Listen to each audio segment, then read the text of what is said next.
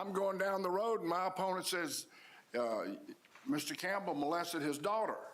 I started laughing and I said, man, you can't mean that. Oh yeah, you got a restraining order against you. I said, well, that's true. I did get a restraining order.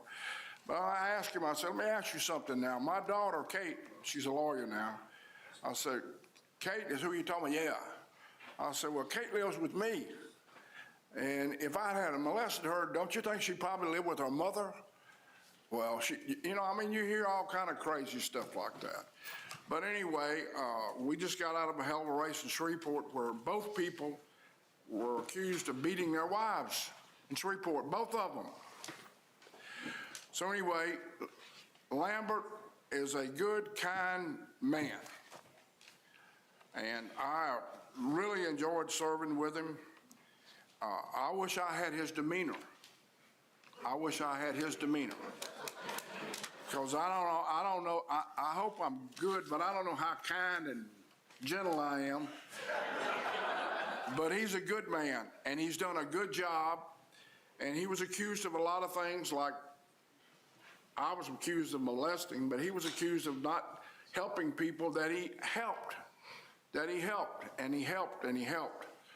Matter of fact, he was the first one here to start out talking about clean energy. And that group of people that came here, what's the name of them? I don't remember. The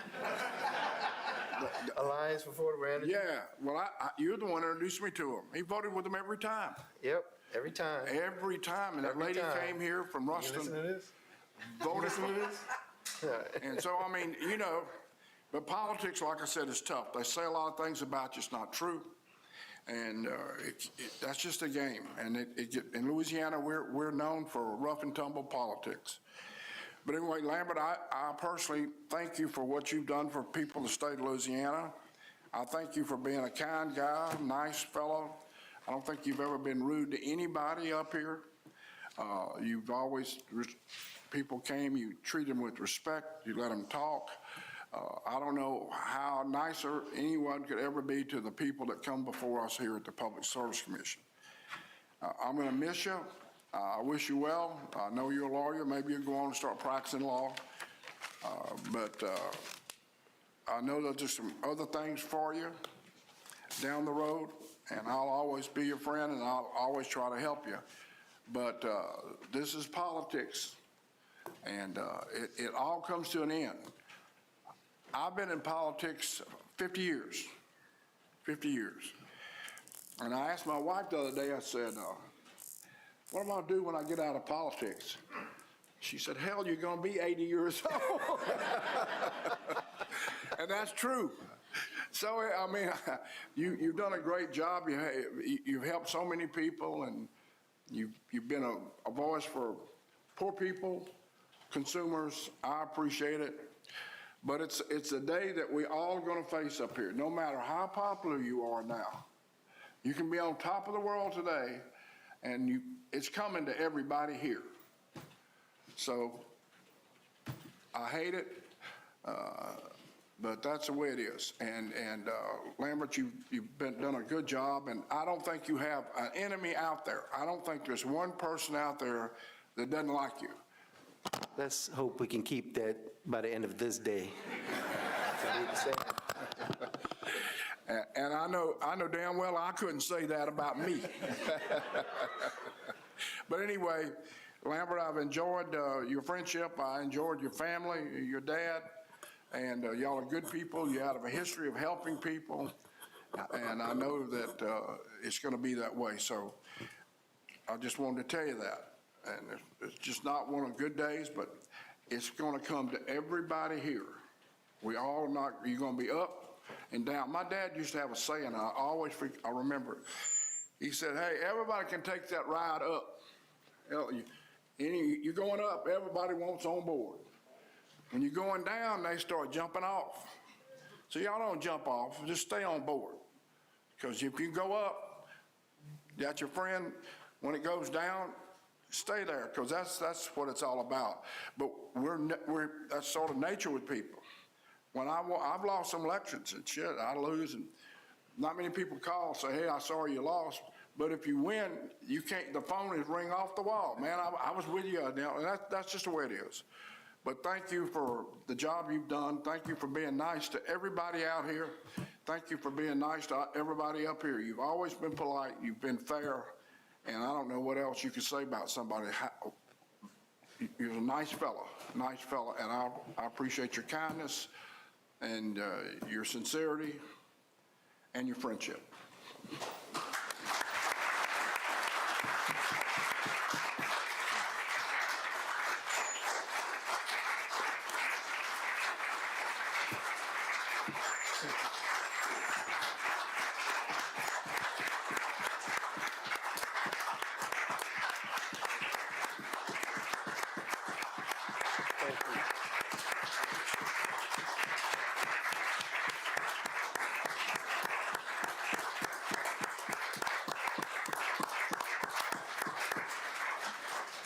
Now, you know damn well they ain't clapping for me.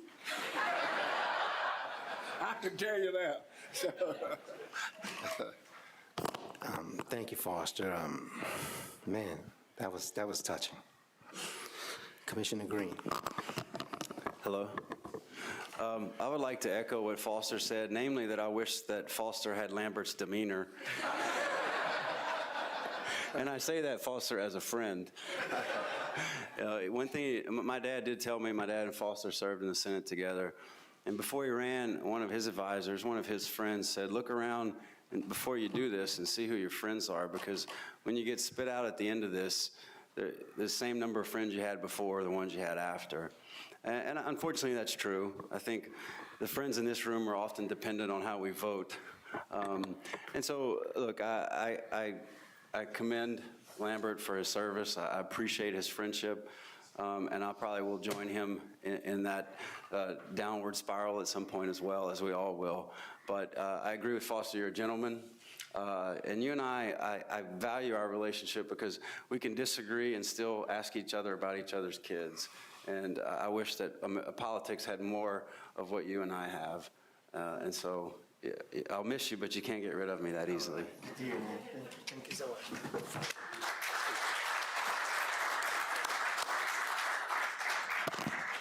Commissioner Scrumetta. The mic, no, the mic's not on. We got it? There we go. I'd like to echo what Commissioner Campbell and what Commissioner Green have said and added some stuff.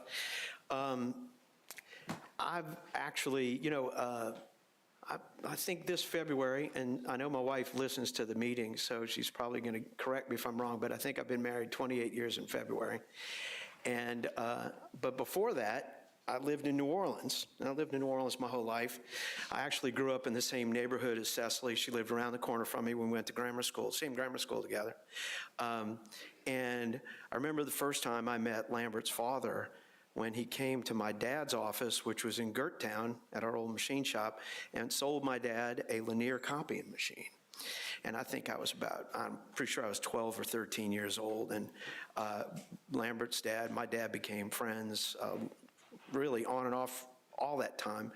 And living in New Orleans for the first 40 years of my life, and you could do the math, I really have grown and known the Boissier family through political activities for the first 40 years of my life. And, it's an interesting relationship you develop in understanding the politics of New Orleans and the families of New Orleans. And I've been lucky to have experienced great support from all communities in New Orleans. And because I've never had anybody run against me or had problems in politics. So it's been a nice, easy roll. But so Lambert, I'll tell you all about how bad it can get sometimes. But the one thing I do know is, and it's a lot like you said, you know who your friends are before you come into politics, and you know who your friends are when you leave. But, I consider Lambert and his family, friends for life. And, politics is not life. Politics is a service, and it's a moment that you act on to, do your duty. And, we're up here and we do our duty. We do it as we see it, and we do it as we want. And Lambert has, honored himself, and he honored his oath to the state, And he did a hell of a job for the last 18 years. And so I couldn't be more proud to have served with him. And I think that he will have an interesting career as he leaves the Public Service Commission, as he goes into it, because as I told him the other day, the average career of service for a public service commissioner in the United States is 4 years, because 80% of them are appointed, 20% are elected, and there are very few who have service terms as long as Foster or Lambert or me, or what's going to happen for Craig and for Mike. And so there is a wealth of knowledge that Lambert will bring to the utility world, not just in Louisiana, but to Washington and other places. So I suggest you guys who are getting ready to clear out your Rolodex, keep it solid for Lambert, because he's going to be a hell of an asset for the and utility community nationwide. So I want to thank him for everything he's done for this state, because we've never been in complete agreement on things, but we've always been in complete agreement on doing the right thing for the ratepayers. Just, sometimes it's like playing that old game of Candyland and everything. There's a different path you take sometimes, but we all have the same goal. And I'm incredibly sad to see Lambert go, but at the same time, I'm incredibly happy for his family to get him into a six-figured income and out of a five, because, he'll get past ramen and into, plated meals. So, and I'm looking very forward to seeing him get some great success. And if there's anybody else who has anything for, Mike, have anything? Yeah. I'm going to let you go first. I've got something to finish up the announcements, but I'm going to hold off on that. Thank you, Eric. Mike? Am I live over here? You're live. 6 years ago at the, as a guest at breakfast with Bill Broadhurst, That's right, Billy B. met Big Lamb and Little Lamb. And it's a wonderful memory. Many times I've called Lamb.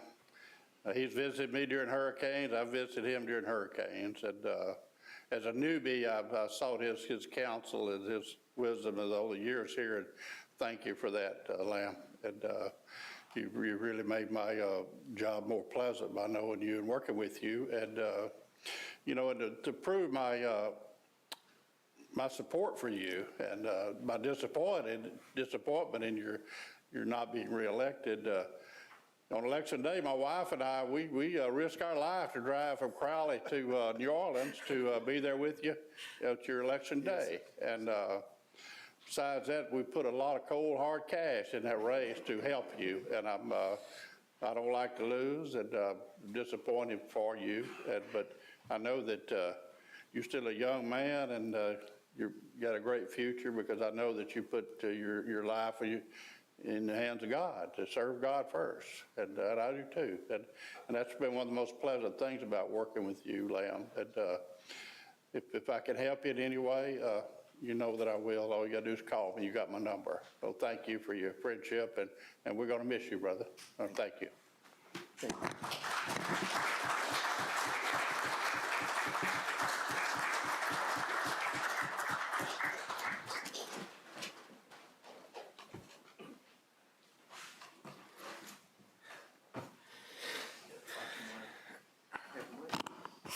Well, I guess it's my turn. Did you want to? Well, no, I'll let go last, or whenever you want. Yeah, let me try to be as brief as all of you on this. First of all, thank you all. And I mean, thank all the commissions for their kind words just now. Whoa, man, you caught me off guard with this today. And thank all of you. You know what? That may have been my, maybe my first standing ovation, huh? Came at the right time, I guess. Just trying to clear my throat a little bit. Hang with me. It's been an absolute pleasure to serve with these gentlemen next to me and to serve on this commission for the people of Louisiana. I think about the job And I think about all the things we've been through, and I think about all the work that has been done. And it's a little difficult today to think that sitting up here, this is my last meeting. First of all, I appreciate all the wonderful, wonderful, kind things my commissioner friends and friends have said about me today. But I'll tell you from my perspective, and I'm not used to getting that much show of love coming my direction, so bear with me. When I was elected, I took an oath. And that oath was to serve the people of Louisiana. And so every day I come to work, I work for the people of this state. Oh, the companies ask for this, and the neighborhood associations ask for that, and the opposition to the interveners ask for something else, and you have all these different voices in your head, and your job is to kind of manage them, and at the end of the day, make the decision that's best for ratepayers. And so I'm glad Foster thinks I don't have any enemies in the room, and maybe that's true. But I've tried not to disappoint too many people while doing my job. But I was ready to live up to the oath. Now, in addition to that, let me say this clear. Don't worry about me. I'm fine. Thank you, everybody. I put it all on the table, and I did my job. And I'm proud of the work I did. Whether everybody is proud of that or not, I am. And I'm proud of the people who know the truth about me. And I don't really care what other people who don't know me think about me. And what I mean by that is I don't need the validation from those who are going to besmirch my name. Also, people mention me a lot. They also mention my family, which is great because I want to be clear in that I've been around this for a long time, not only at the commission, but I had an elective office before joining the commission. I guess Foster Campbell, and I don't know if anyone else has held office prior to the commission. But I held this office for several years before that. So I have a history of serving in public. I have a history of understanding politics. I have a history of having elections. I have a history of winning, usually. But I understand how it works. I understand how it goes. So I was fully prepared for the fight that it takes to win, and I was fully prepared for the outcome, because there's only two outcomes. And you only have to get prepared for one or the other, or both, I guess you should say. So even through the campaign, and things weren't always going our way, and I didn't have a bad day. Now, obviously, if you paid attention to the race, and I don't want to relive the campaign a whole lot, I was clearly targeted by out-of-state PACs, okay? And that's something I think everybody in this room, on this dais, and in the sound of my voice needs to worry about. Because Tip O'Neill used to say, all politics is local. That's not true anymore. Decisions are being made outside of Louisiana for Louisiana. And you know what? I'm not even upset with the public, because if you tell a lie long enough, people start to believe it. That's natural. It's psychology. It's typical. It's marketing. I get it. So I can handle the wins and losses of a political race. That's not the problem. No problem at all. I signed up for this. But not to go too deep into it, I'm proud of some of the work we did together. For example, not only did we do the work on utility regulation, but we went through a lot. You can tell a lot about your friends when you go through adversity. And since I've been on this commission, the first big challenge was Hurricane Katrina, which destroyed my home, my city, and much of my state. But we got through that. One of the first securitizations, may I add, or maybe the first one we did in Louisiana, and one of the few in the nation maybe, we won awards for our style of financing the storm damage. by saving ratepayers tons of money in that particular one,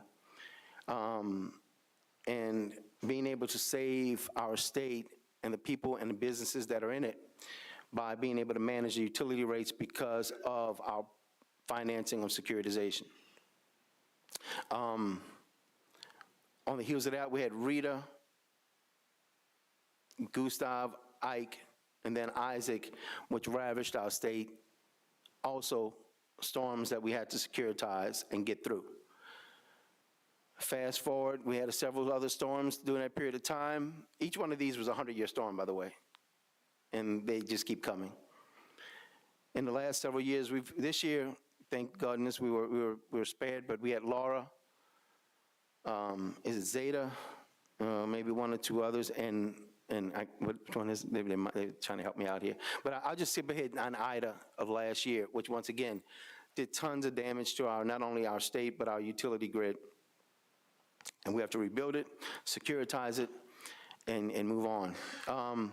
And it's those times, and not only that, storms are a big deal, but they don't tell you that when they tell you about the job. They tell you about utility regulation, the law, and the business of, but storms are huge. We also went through a pandemic. Another 100-year event. I hope that one's, we can go another couple 100 years before we have one of those again. And we have to manage all the systems. And I think we worked hard, not just the 5 of us that sit here, but the staff, like Brandon, and that was my biggest mistake just now. I named someone. So you know who you are. I don't want to name everybody. And the entire staff that works really hard. Our experts, our attorneys work with us to get through all these things together. I could take credit, but I just want to be part of the team that helped people in Louisiana and let people know. And then Commissioner Scrimetta alluded to it, and it's true, even Commissioner Green, we don't always agree. If that was, I mean, that's 5 of us for a reason. We need different points of view and perspectives. But at the end of the day, in utility regulation and maybe in Candyland, which I never played that game, I don't know. You're trying to get to the end result, and you may have a different path of trying to help people.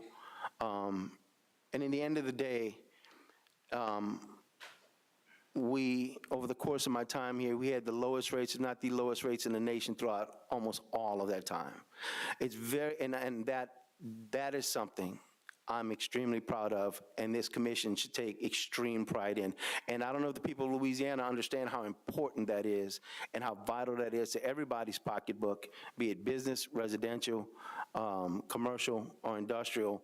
We've held some of the lowest rates in the nation, regardless of what can be said about any of us up here. And that's something we should, and there's a lot of things, a lot of lists Louisiana's on, and we're not always near the right end of it, the good end of it. We might be the number 1 in something bad and at the bottom of something good. But in this case, I think we're at the top of something good. And I'm very proud of that. And so I'm proud of the work I've done here. I serve with a lot of other commissioners that's not here. When I came on the commission, it was Jay Blossom, of course, Commissioner Campbell, Jimmy Field, and Dale Satigue. You know, and we've had some iterations since then to bring us who we are today.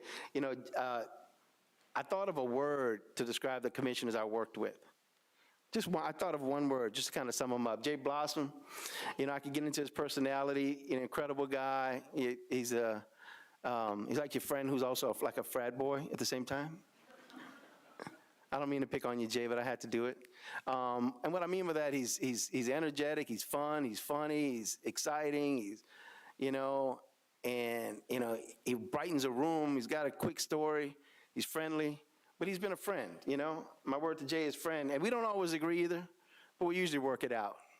And he's been a friend throughout all this time. He was the first commissioner I met, even because I actually helped him in his election to get on the commission. Jimmy Field was just a spiritual leader, just a great mentor to me. So I guess my word for him is mentor. Dale Satigue could brighten a room with his jokes. He had the best personality I've ever met, kind of guy. I don't care what the issue was, he had a one-liner for you. And since then we have Eric Scrimetta. Now, I got 2 words for Eric: predictable and unpredictable. That's what my wife says. Yeah, you don't realize that's what we all say. He's unpredictable because you never know what he's going to do next. And then when he does it, you go, yeah, that's Eric. I should have seen it coming. Scott Angel, another personality larger than life. We didn't have him here very long, so I didn't get to know him as well as I got to know the other commissioners, but he was fun. I almost forgot about Mr. Manuel, who came in for an interim, and a few other interim guys. But Holloway, I guess you got 2 words for him, too. Clyde Holloway served. I served with Clyde Holloway, and he was probably the most stubborn person I ever met my entire life. And believe it or not, if you talk to him, he was probably the most caring person you ever met in your entire life. So once again, you know, and I'll tell you what, he may not realize this. I used to tell him that Eric was more conservative than him, and it would bother him so much. He said, I'm right of Eric. I'm like, you're not right of Eric. And I just knew how to get his goat a little bit. Mr. Francis, Mike Francis, sitting here, replaced Clyde Holloway. And I consider Mike similarly, but different than Jimmy Field as a spiritual leader. But I think he's a godly man, and he's got a big heart. And so, for me, this man, Mike Francis, Commissioner Francis, is all heart, and he puts it out there. And guess what? What he said, he meant. He came to New Orleans for me last weekend, and he helped me through my race, and he supported me and backed me. I've enjoyed having dinner with him and his family and spending time with them, all heart. And Commissioner Green, the hardest working person I ever met in my life. I've never met a person who has more jobs than Commissioner Green. I mean, we all work hard as commissioners, but I don't leave here and go perform surgery after. He does. And then he'll not volunteer, he would serve National Guard, what is it, the Navy on the weekends. Well, I think you may be past that now, but he did for some long time. He's got a huge brood of family. I don't know how he does it. He's the hardest working person, and that's truly a quality. And I saved the best for last. Commissioner Campbell. One word? There's no one word. All of those words I said about all the other commissioners together, that's Foster Campbell. He's predictable and unpredictable. He's a friend. He's a godly man. He's got a big heart. He works harder than anybody I know. Great personality. He's a fighter. He's a leader.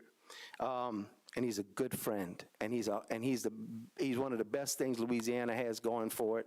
And I'm proud to say I worked alongside and have spent time with all these great people, and especially the people up here today. I just wanted to make sure I got a chance to say that to each and every one of you, and a pleasure it is. Now, I worked with several governors and worked with several secretaries. I'm not going to name them all, although I did see Eve here.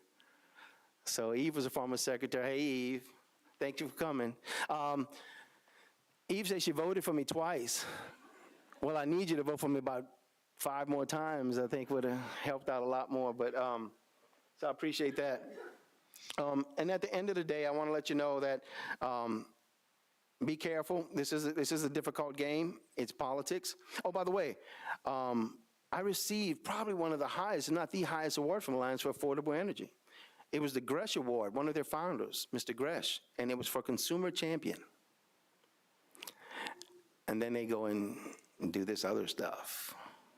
So watch your friends and watch your back, because I don't trust them anymore. But it's not for me anymore. That's for the next people who trust them.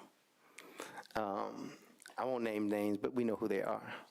No offense, it's good, but guess what? It goes around, you know. We'll see how they do. If you're really about people's work, then we'll see what happens. Be careful of your friends. Commissioner Campbell started this, and he's absolutely right. I don't have a problem with that. I understand the landscape that we work under.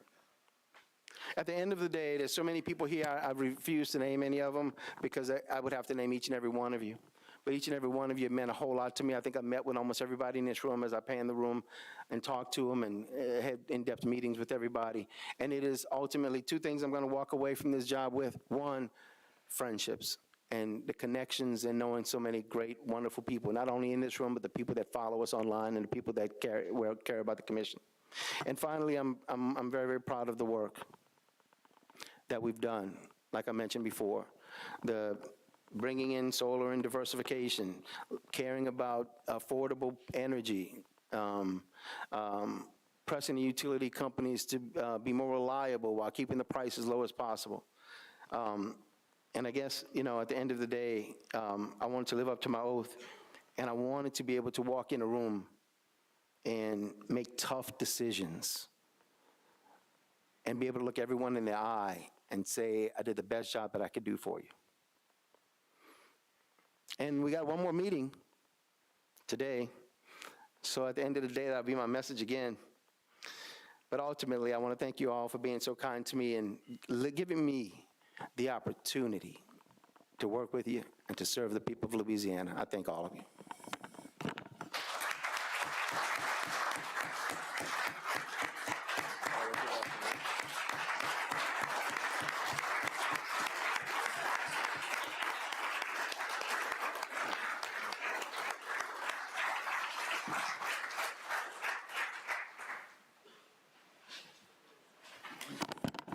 Meeting adjourned. See you next month.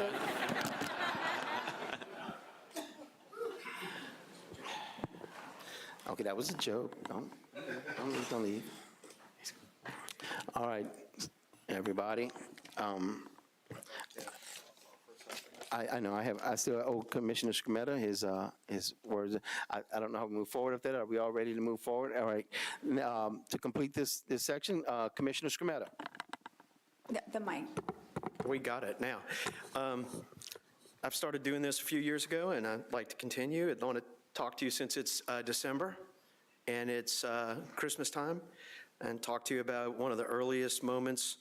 And one of the ways I learned about Christmas was from Charlie Brown and his friend Linus, and watching a Charlie Brown Christmas as a kid. And Charlie Brown was a little confused, and Linus explained to Charlie Brown the meaning of Christmas. And Linus told him that, and there were in the same country shepherds abiding in the field, keeping watch over their flock by night. And lo, the angel of the Lord came upon them, and the glory of the Lord shone round about them. And they were sore afraid. And the angel said unto them, Fear not, for behold, I bring you good tidings of great joy, which shall be to all people. For unto you is born this day in the city of David a Savior, which is Christ the Lord. And this shall be a sign unto you. Ye shall find the babe wrapped in swaddling clothes, lying in a manger. And suddenly there was with the angel a multitude of the heavenly host, praising God and saying, Glory to God in the highest, and on earth peace and goodwill towards men. And let us dedicate this moment to Commissioner Boissier and his family during this Yuletide season. Thank you. Thank you. Thank you. Thank you. Commissioner Campbell. Someone else's last day today, too. I've worked with a lot of people down here, a lot of smart people. There's some smart folks sit out there in that room.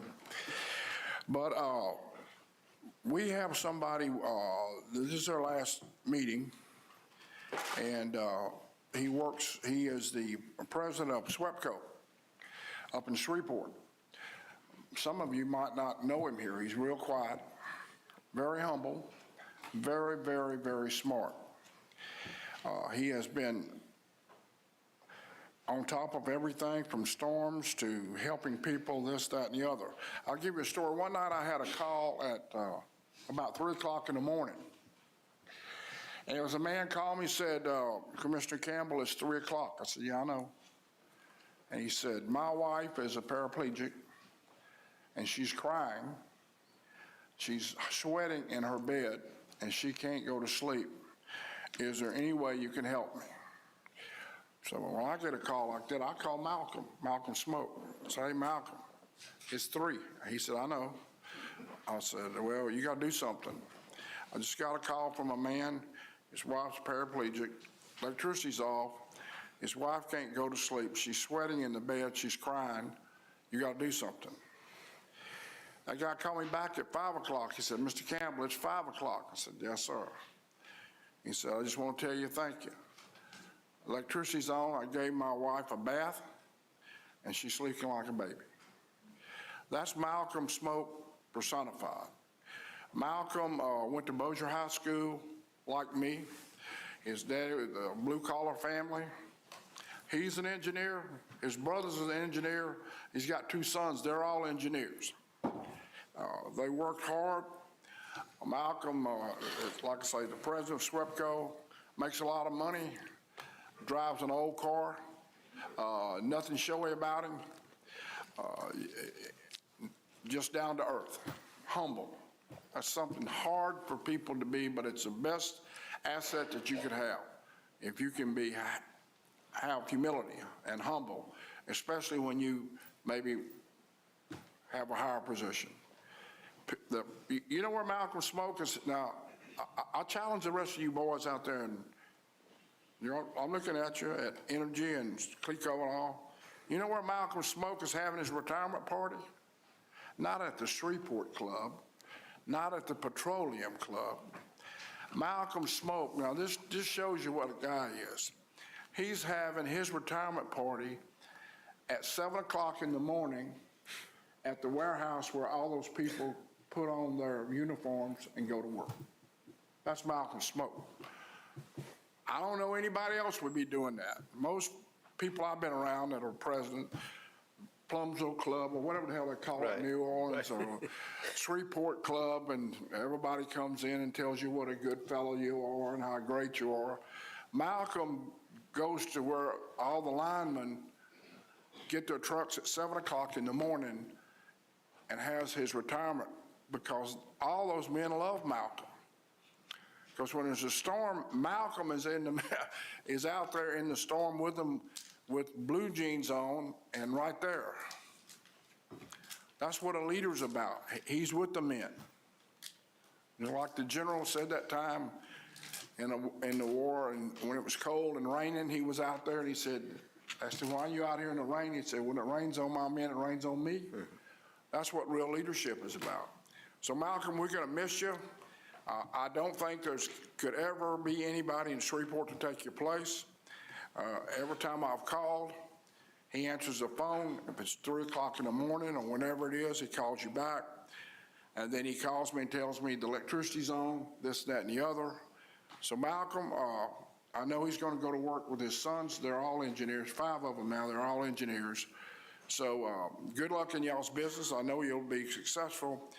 But thank you for being understanding down here. When I was against SWEPCO, and I've been against them, Malcolm doesn't blow up and sell up or anything.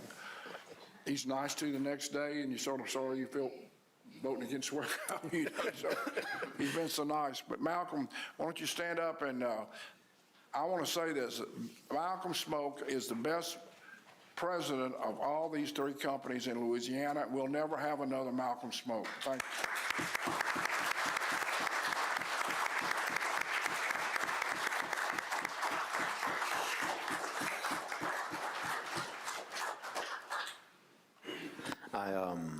I want to. I would say Malcolm's not off the hook, because we do have him on the agenda for discussions later, and we have something we're going to read about him, so. All right, good. All right, great. And I want to backtrack a little bit. I mentioned I didn't want to name names because I would have to name everybody in the room, and then I could kick myself because there's a couple of names I have to say. And Cecily knows this. My assistants, my 2 very loyal and hardworking people. I don't look all that stuff they say about me. It's really them. because I couldn't do anything without Cecily Roberts and Jared Reese sitting right here. They did everything for me. They managed my docket, managed my schedule, told me where to go, what to say. They've talked to every one of you when I can't be there. They manage the business of this office, and they handle all customer and consumer complaints. And so I just wanted to make sure that, I may not be able to mention everybody, but I absolutely, without question, have to give all credit to Cecily, who's with me from day one, and Jared, who came just a couple of years later, who's with me now. And so if you don't mind, I want to give both of them a hearty round of applause.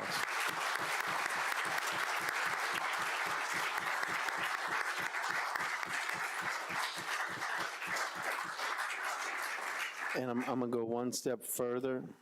I didn't say it last month because, you know, everybody's kind of private. And Jared is a brand-new father, and he's got, I think, a 6-week-old right now at home, or really close to it, maybe 7, I'm sorry, I didn't mean it, 7 weeks now.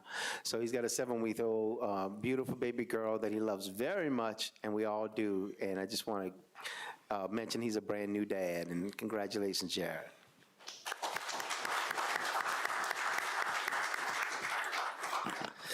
All right. Whew, man, that's a way to start a meeting, huh? All right, staff, y'all ready to get rolling? We are ready. Let's go. So next agenda item is exhibit number 2. This is an undocketed proceeding. It's our 2023 proposed business and executive session schedule. It's a discussion and possible vote to accept the proposed 2023 schedule. I will read all the proposed dates in, and then we do have 2 yellow cards for individuals who would like to speak on this matter. I'll call them up after I read everything into the record. So the proposed 2023 B&E schedule is as follows: January 18th, February 16th, March 15th, April 19th, May 17th. We just learned of a conflict with the proposed June date of the 21st, so we are proposing the week after of June 28th.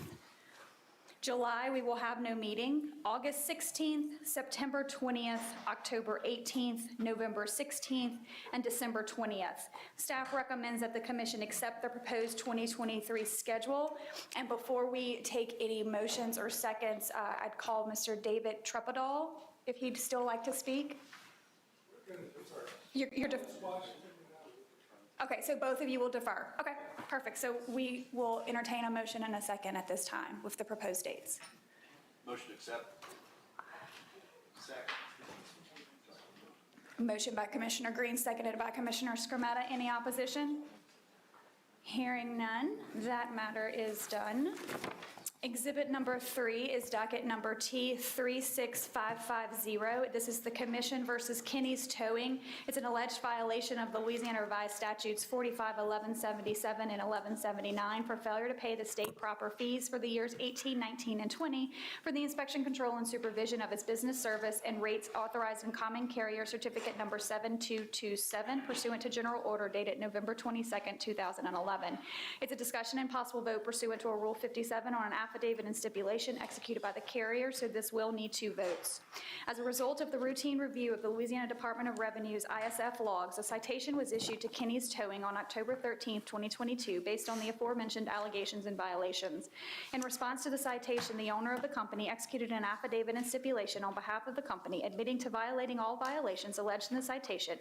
And in that affidavit and stipulation, the company agreed to the imposition of a $1,000 fine, with $500 of it being suspended, contingent on the following conditions: that Kinney's Towing not violate the revised statutes for 3 years from the date of execution of this document, that the company file all outstanding ISFE returns for the years 18 through 20 to the Louisiana Department of Revenue and provide proof of same to the commission, that the company pay all outstanding ISF fees for the years 18, 19, and 20 to the Department of Revenue and show proof of payments to the commission, and that there's an execution and submit the affidavit and stipulation along with all the fines and fees totaling $525 to the commission staff by November 23rd, 2020.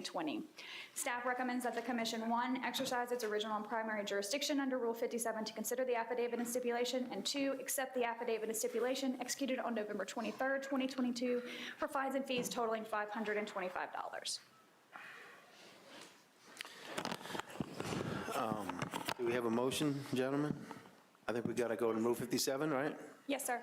A move by Commissioner Francis, second by Commissioner Green, to take the item up under Rule 57. Next, the motion, please. Gentlemen. Motion to accept staff recommendation. Moved by Commissioner Green, second by Commissioner Francis. And hold up one second, guys. Are we going to pay attention to this meeting or what? Come on. Let's keep everybody focused here. We're doing great. Just a couple more to go. All right, and I'm going to be managing my last meeting, and I want it to be a good one. And so I'm going to give everybody a few little tips and pointers as we get through it. So, all right, next one, please. So exhibit number 4 is docket number S35889. This is WJB Transport 2, doing business as 2 men in a truck. It's an application to increase tariff rates for common carrier certificate number 7871. It's a discussion and possible vote on a staff report and recommendation. On March 2nd of 2021, WJMB Transport, doing business as 2 men in a truck, filed an application with the commission requesting authorization to increase its tariff rates pursuant to Commission General Order dated October 2nd of 2012. Notice of the application was published in the commission's official bulletin, and an amended application was filed by the carrier on June 2nd of 2021, also published in the commission's official bulletin, and no interventions or protests were filed at either time. Following discovery, commission staff filed its report and recommendation with exhibits on June 14th of 2022. Subsequently, counsel for WJMB filed into the record a request that staff approve an immediate 10% rate increase with the intention to enter into negotiations regarding an additional increase, and staff accepted that request. On November 18th of 2022, counsel for the carrier filed a letter into the record accepting staff's report and recommendation with no additional rate increase. So the major terms of staff's recommendation are as follows. WJMB will be authorized a 10% increase to its rates and charges as prescribed in the current tariff on file with the commission pursuant to the commission's general order dated October 2nd of 2012. The company is ordered to file into the records proceeding the new and revised tariff reflecting the commission's action, and any newly approved rates or charge to customers prior to satisfying those conditions shall be considered a direct violation of this rate proceeding. Staff recommends that the commission accept the staff report and recommendation filed into the record on June 14th of 2022, allowing WJMB number 2 a 10% increase in its tariffed files. Move to accept staff recommendation. Moved by Commissioner Scrumetta, seconded by Commissioner Francis to accept staff recommendation. Any opposition? Hearing none, so ordered. Next item, please. Exhibit number 5 is docket number S36500. It's Connexon Connect's petition for an expanded designation as a Lifeline-only eligible telecommunications carrier. It's a discussion and possible vote on a staff report and recommendation. On July 27th of 2022, Connexon filed with the commission its petition to seek expansion of its designation as an ETC. And this expansion of ETC designation was for the purpose of participating in federal and state low-income Lifeline and affordable connectivity programs to be allowed to offer federal and state Lifeline benefits to eligible and qualifying customers in additional census blocks. Notice of the company's request was published in the commission's bulletin with no intervention or protest. Connexon is a Missouri LLC and is wholly owned subsidiary of Connexon LLC. Connexon deploys and operates a state-of-the-art low-latency fiber-to-home network and provides high-speed broadband internet access and interconnected voice-over internet protocol. Connexon has been designated an ETC in 9 other states and currently assists nearly 200 rural electric cooperatives in connecting upwards of 150,000 fiber-to-the-home subscribers. The company is currently a certificated VoIP provider in Louisiana. Pursuant to Section 214E of the Act, state commissions are given the authority to designate as ETCs those common carriers that meet certain federal service requirements and whose designation would be consistent with the public interest, convenience, and necessity. Consistent with its authority under federal law, the commission issued its ETC general order, which created a list of public interest criteria to be applied on a case-specific basis to all requests for ETC designations in areas served by rural telephone companies. On November 14th of 2022, staff filed its report and recommendation on the company's petition into the record. And in that report and recommendation, staff found that the company demonstrated its compliance with the requirements of the Act, applicable FCC regulations, and the ETC general order, in that it will make available to its customers universal service offerings that provide all of the services supported by the Federal Universal Service Program, and that will appropriately advertise the availability of those services. Therein, staff also found that the designation of the company as an ETC is in the public interest. Staff recommends that the commission accept the staff report and recommendation filed into the record on November 14th of 2022 and grant the company's petition to be designated as an ETC in the designated service areas for the limited purpose of obtaining low-income Lifeline support subject to the conditions contained in staff's report and recommendation. Mr. Chairman, I move to accept staff recommendation, also direct staff to monitor FCC movement that looks towards designating VoIP communications as public utilities for the purposes of future regulation. All right, do we need, is that a directive? No, just suggest that they monitor it for the purposes of bringing it back to the commission when it's. Okay, I hear you, and do I have a second? Commissioner? What are we seconding? What? Seconding the. Just move to accept staff recommendation. Yeah, Okay, you're seconding that. I got it. Can I have a little discussion? Yeah, yes, I'll of course, second it. yes, of course. Hold on one second. Commissioner Scremetta, on that non-directive, maybe, would we like to bring it up later in the meeting? Just and for then- it's just at the moment, because it's a VoIP Be issue, aware.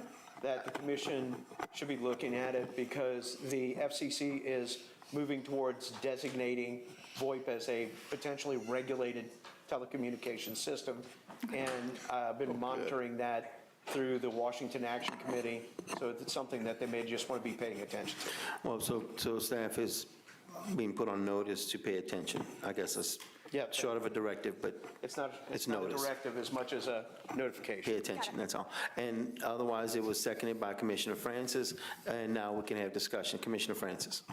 I got a question for our resident communications man, Secretary Fry. We are voting to approve this, okay? We have very limited authority over telecommunications, you know? I wish I had limited phone calls but the service out there has been terrible. Can we rescind one of these? Yes, absolutely. So that's, I mean, it's authority granted to, or I say reserved to the state commissions on the Telecom Act, but it's something you can grant and something you can rescind. And we've had discussions in the past about revoking authorities. We actually have some who voluntarily come in because there's certain requirements that they may not want to continue to have to adhere to. So we've had some rescinded or revoked on the carrier's own motion, but yes, that's certainly something we can do.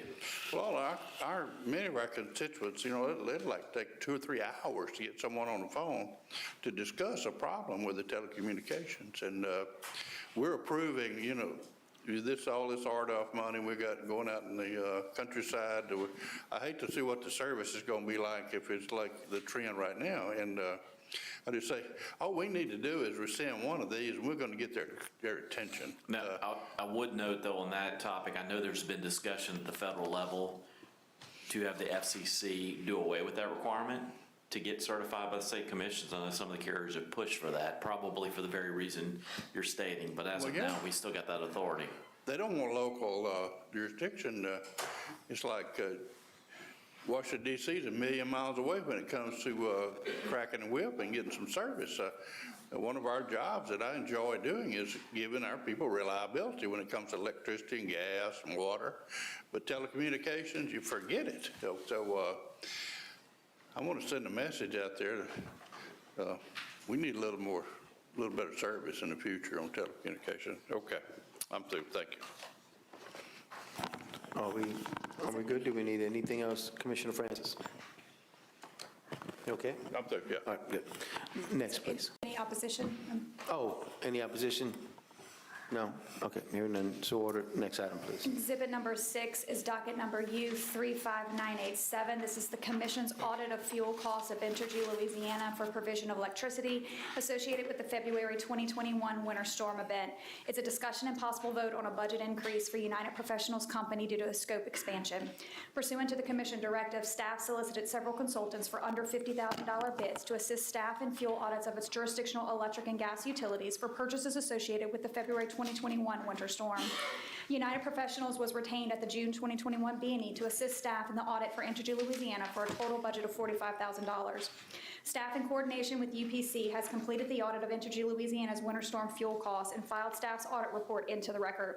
Thereafter, Louisiana Energy Users Group intervened in the docket, questioning staff's audit report. Lou's intervention converts this audit docket to a contested matter, which was not contemplated by staff in the original solicitation of UPC.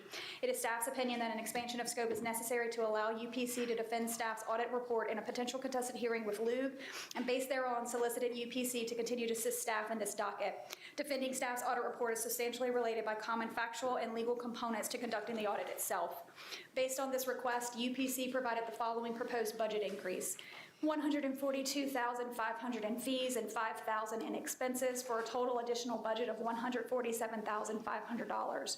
Staff recommends that the commission retain UPC for an additional budget of $142,500 in fees and $5,000 in expenses for a total additional budget not to exceed of $147,500. Did you look at anybody else? Move to accept staff recommendation. I'll second it, but I'd like to have a Are we looking discussion. are we looking at anybody else, or are we just back doing what we used to do? This is an expansion of scope. So UPC was already hired to handle this, and then the scope of the docket expanded. And so instead of trying to get someone else in, it makes sense to have UPC continue to Okay. work on this. I understand. I'm going to have something to say later on, not about this. Oh, Just for the purpose of asking something. When somebody comes up with a bill, $700,000 more or something like that, first time I ever hear about that is it's put on the deal. Do y'all ever think about calling people and say, hey, we got a big increase coming? I don't ever remember y'all doing that. You know, I know these firms, I know they're wonderful, nobody can do the jobs like them and all that, but you get a $700,000 ask for. Don't y'all think y'all ought to have some kind of apparatus where you call and say, hey, there's a bunch of money coming, we need to dig into this? You know, I think it's a little loose. Maybe it's just me. Maybe I'm the one that's not up to date on things, but 700 grand, and they tell me the other, it's all, I'm just saying, when you come with these big numbers, we ought to hear about them before the meeting. That's all I'm saying. It's coming up later, and some people act like $700,000 not a lot of money. That's a whole lot of money to me. But anyway, same thing here. You couldn't get anybody. You thought this was the right thing to do because they were already involved. Is that Correct. Okay. yeah. Commissioner Is Francis. this 700,000 or is this No. 140-something thousand? That's another one coming $147,500. up. Where did the 700,000 come in? That's my another brain. potential increase later. What? It's another potential increase later on the agenda. Not in this case? No, either. sir. Okay. So, now, what was the original bid on the job to start with? The original bid was $45,000. Things just come up. So when this happened, so this was all related to Winter Storm Uri. Given that we were going to open an audit on all of the electric IOUs as well as the natural gas companies, we did solicitations to all of our consultants who had previously worked on the fuel audits for each of those companies. Right. So the work, as Commissioner Campbell likes, was spread around. We did it as an under 50 solicitation. So all of those were under $50,000 worth of work. Staff has completed its audit for Entergy Louisiana for its electric system. Generally speaking, these are not contested matters, so we didn't add that into the scope of the original proceeding when we hired UPC. So Yeah. UPC's original budget does not contemplate a contested hearing. Now that Lug is involved and has discovery and is looking to contest maybe a portion of staff's audit report, UPC needs additional budget to defend their position that was taken in that audit report. And so that's what we're voting on today. So Louisiana Energy users are the ones who really drove this, take another look and increase our costs, Randy. But, just for the record, Louisiana Energy Group, Users Group is most of the industry people in Louisiana. They use a lot of electricity, And, of course, I enjoy, since I'm from the business community, I enjoy their criticisms, their work, what they look at, and their questioning about this fuel audit. And so we're spending another $150,000 Up to. to make sure that we got a good audit on this thing. So I think Lug's a good intervener on a lot of these issues. So if somebody wants to complain about a price going up, you can call Randy Young, but I think you're doing a good job, okay? I'm in support of this. I think, could y'all give me my motion and second again on this one? Yes, we have a motion by Commissioner Scremetta and a second by Vice Chairman Francis. Okay, any opposition? None to order. Let's move on. Exhibit number 7 is docket number U36223. This is Baton Rouge Water Works Company doing business as Baton Rouge Water Company's application for an increase in adjustment in retail rates, request for interim rates, approval for Hurricane Ida recovery, and request for establishment of an emergency reserve fund. It's a discussion and possible vote on an uncontested stipulated settlement. On December 15th of 2021, Baton Rouge Water filed an application for the above mentioned request. Notice of the application was published in the Commission's official bulletin, and no interventions were received. At the January 25th, 2022 business and executive session, the Commission approved Baton Rouge Water's request for an interim rate relief subject to bonding requirements. On July 19th of 2022, Baton Rouge Water filed an unopposed motion to amend its application to include pro forma adjustments and requests for implementation of a formula rate plan. Notice of that application was published in the Commission's official bulletin, and no interventions were received. Following discovery on the application and the amended application and accompanying testimony, Baton Rouge Water and Commission staff has reached an agreement and executed an uncontested stipulated settlement, which was filed into the record on November 21st of 2022. The major terms of the settlement are as follows. Baton Rouge Water is authorized to earn an increase in its annual revenues in the amount of $3,572,878.33 in order to earn a return on rate base. Baton Rouge Water is authorized to recover prudently incurred costs through a formula rate plan subject to terms and conditions recommended therein, and that formula rate plan is subject to a 3-year term to include test years ending December 31st of 2022, 2023, and 2024. If Baton Rouge Water's capitalization increases its equity above 50% in any of those test years, then a hypothetical 50-50 capital structure will be used. The ROE earnings bandwidth for the FRP shall be the range of 9 to 10%. Baton Rouge Water is authorized to establish an emergency reserve fund and to collect a surcharge of approximately 60 cents per customer for a period not to exceed 12 months, with use of these funds solely for emergency repairs and/or restoration of service efforts after an emergency. Baton Rouge Water must seek approval from the Commission if these funds are expended and if they intend to replenish these funds. And finally, raises implemented in the fourth quarter of 2022 will be a pro forma adjustment annualized and allowed subject to a prudence review by Commission staff for the full 2022 test year. As there are no unresolved issues, staff recommends that the Commission approve the joint stipulation filed into the record on November 21st of 2022. Motion to accept staff recommendation. Second. Moved by Commissioner Green and second by Commissioner Francis to accept staff recommendation. Any opposition? Hearing none, so ordered. Exhibit number 8 is docket number U36312. This is Evangeline Gas Company's application for adjustment in gas service rates and the establishment of a compliance surcharge rider. It's a discussion and possible vote on an uncontested stipulated settlement. On March 22nd of 2022, Evangeline Gas filed its application seeking modification of its gas service rates and of a surcharge rider to finance the replacement and pressure testing of certain portions of Evangeline's pipeline system. Notice of the application was published in the Commission's official bulletin with no interventions received. Following discovery on Evangeline's application, staff filed its report and recommendation on September the 7th of 2022. On October 6th of 2022, Evangeline filed correspondence into the record indicating its acceptance of staff's recommendations subject to modifications of the proposed reporting deadlines and modifications to condition number 5. Evangeline staff reached an agreement and executed an uncontested stipulated settlement, which was filed on November 3rd of 2022. The major terms are as follows. Evangeline is authorized to increase its gas rates as requested in its application, subject to the following conditions. 90 days after the date of the issuance of the order in this proceeding and continuing every 180 days thereafter for a period of 5 years, Evangeline shall file reports of the progress made to remedy any and all compliance issues cited by LDR. Evangeline shall provide written notice to customers of the increase in rate gas no later than 15 days prior to implementing any rate changes. Within 60 days of the issuance of the order, Evangeline shall submit a report to the Utilities Division of the Commission and the Legal Division on potential updates to Evangeline's billing procedures. The Commission reserves its right to review the rate-making treatment of this docket in any future proceeding. As there are no unresolved issues, staff recommends that the Commission approve the uncontested stipulated settlement filed into the record on November 3rd of 2022. Move to accept staff recommendation. Motion by Commissioner Scarmetta. Second. Seconded by Commissioner Green. Any opposition? Hearing none, we will move on. Exhibit number 9 is docket number U36318. This is Louisiana Water Company's application for an increase in rates, including interim rates, approval of formula rate plan, request for establishment of regulatory asset, and request for establishment of an emergency reserve fund. It's a discussion and possible vote on an uncontested stipulated settlement.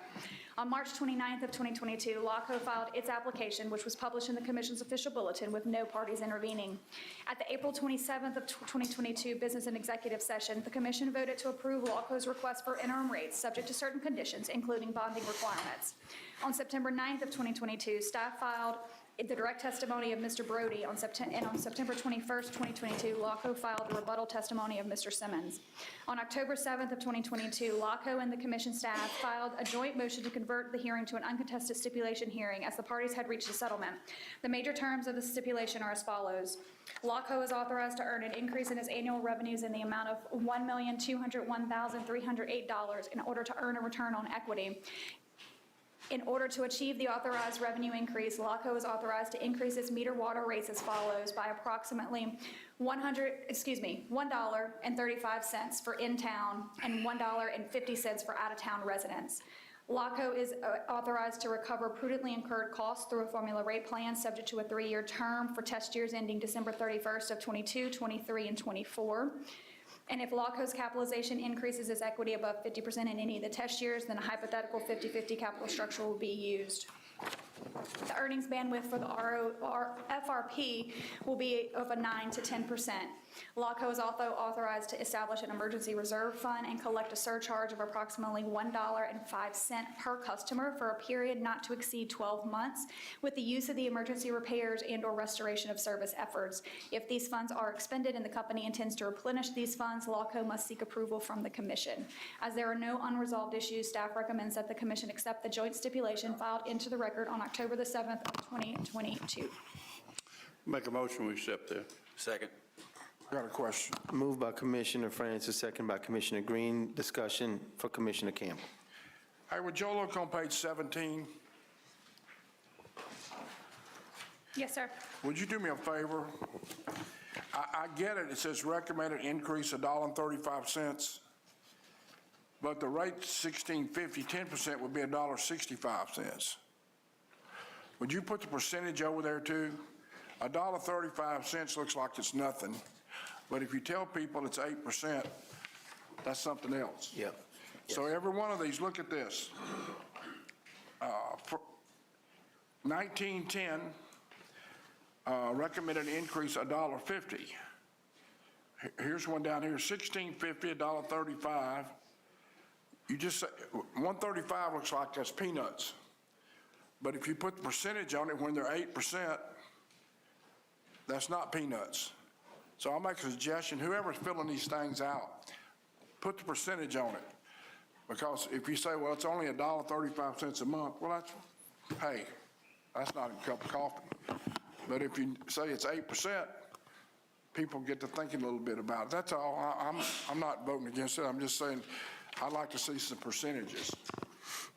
So is that a spreadsheet that we typically use, or is that an audit sheet that, or is that just submitted documents? It's typically something that auditing staff puts together that breaks down what was requested, what staff is proposing, and then showing those increases. I So understand. that's not a difficult thing to add the percentage to that. Yeah, I'm fine. I'd just like to know the percentage. Yeah, I think Commissioner Campbell's correct, because not only would he like to know it, but others would too. So it's important to give as much accurate information in this case as possible. And so we have a motion and a second, right? Any opposition? Hearing none, to order. Next. I'm sorry. Wait. Let me not move too quickly. Commissioner Francis.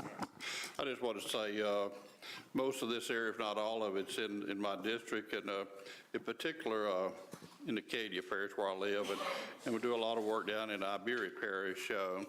The service has been very good, very reliable, good water, and we've got a new larger prospect possibly coming up in Iberia Parish where we'll need their help in expanding their services. So I'll give them good marks on their reliability. Thank you, Commissioner Francis. So I think we have a motion and a second. We do. No opposition. We don't. Next item, please. Exhibit number 10 is docket number U36349. This is Southwestern Electric Power Company's application for approval of a short-term natural gas capacity purchase agreement. It's a discussion and possible vote pursuant to Rule 57 on an uncontested stipulated settlement at the request of Commissioner Campbell. On April 29th of 2022, SWEPCO filed its application, and notice of the application was published in the Commission's official bulletin with no interventions received. In the application, SWEPCO indicated that it has a capacity need beginning in 2023, driven by the retirement of existing SWEPCO generation. SWEPCO seeks certification of a short-term natural gas capacity purchase agreement with Aneta Power for 250 megawatts to provide its customers with reasonably priced natural gas capacity at a fixed price, and to provide needed bridge capacity as SWEPCO moves to further diversify its generation portfolio. SWEPCO also requested inclusion of the PPA cost in its FAQ. After discovery and the filing of testimony, SWEPCO and staff filed an unopposed joint motion for expedited approval pursuant to Rule 57 of the uncontested joint stipulated term sheet, and continue the hearing without date on November 30th of 2022. In the settlement term sheet, SWEPCO and staff agree that SWEPCO's application for certification of the PPAs in the public interest consistent with the Commission's general order dated September 20th of 1983 and complies with the Commission's MBM order. The PPA provides SWEPCO customers with natural gas capacity with a term from June 1 of 2023 through May 31st of 2024. The settlement further provides that due to the short duration of the PPA, the Commission staff is not opposed to SWEPCO's request for inclusion of the PPA cost in its FAQ. Staff recommends that 1, the Commission assert its original and primary jurisdiction to take this matter up under Rule 57, and 2, that the Commission accept the uncontested stipulated settlement filed into the record on November 30th of 2022. So this will need 2 separate votes. I would make a motion to bring this up under Rule 57. A motion by Commissioner Scarmetta. Second. Moved by Commissioner. Excuse me, Campbell. Yeah, what happened there? I don't know, I'm tripping up. I knew who it was. I was going to say, moved by Commissioner Campbell, second by Commissioner Francis. Do we have any other discussion on this? Commissioner Campbell, do you have any discussion on this one? Make a motion, we accept staff recommendation. Great, and as moved in second, any opposition? Hearing none, so ordered. No, wait, that's Rule 57. So now he made a second motion, and so the chair seconded it. Moved by Commissioner Campbell, second by the chair to pass the item. Any opposition? Hearing none, so ordered. Thank you. Yeah, thanks for catching me there. I was squeezing 2 votes into 1 vote there. Thank You you. were trying. Exhibit number 11 is docket number U36380. This is Utilities, Inc. of Louisiana's 2021 Formula Rate Plan Annual Report. It's a discussion and possible vote on a joint report. UIL filed its annual Formula Rate Plan report for test year ending December 31st of 2021 on May 31st of 2022 in compliance with Commission Order number U36003. Notice of this annual report was published in the Commission's official bulletin with no interveners. UIL's FRP provides for an ROE rate bandwidth of 9 to 10%, and should the ROE fall above or below that bandwidth, UIL is permitted under the FRP to reset rates to the midpoint of 9.5. In its 2021 FRP annual report, UIL requested an increase in water revenues of $1,464,115 and an increase in wastewater revenues of $475,397 for a total revenue increase of $1,939,512.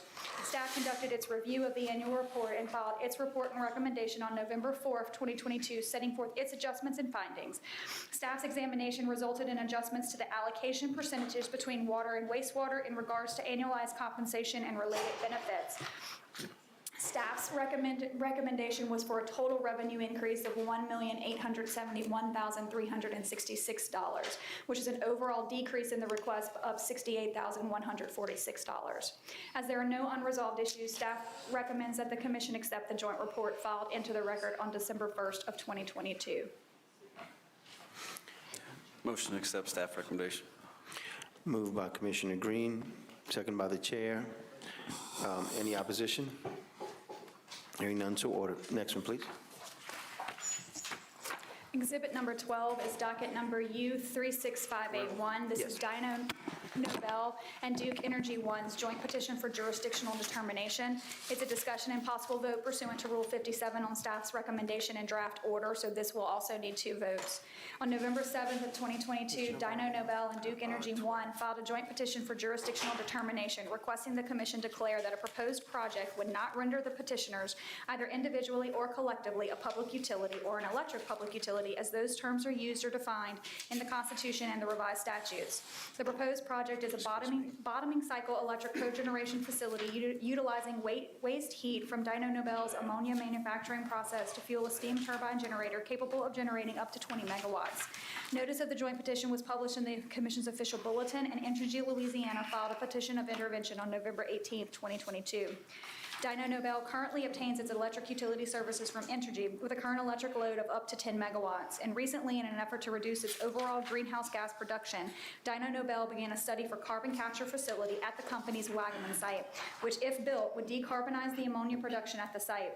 The facility is expected to require up to 15 megawatts of electric power. The proposed project would allow Dyno Nobel to self-generate its electric power requirements while still purchasing supplemental power needs and standby and maintenance power from Entergy. The petition indicates that Dyno Nobel will enter into a master service and lease agreement with Duke Energy 1 for the construction, lease, operation, and maintenance of the project, with Dyno Nobel leasing the entirety of the electric energy generated from the project. Further, Dyno Nobel anticipates certifying the project as a qualifying cogeneration facility within the meaning of Section 210 of PURPA and anticipates doing so prior to commercial operation of the cogeneration unit.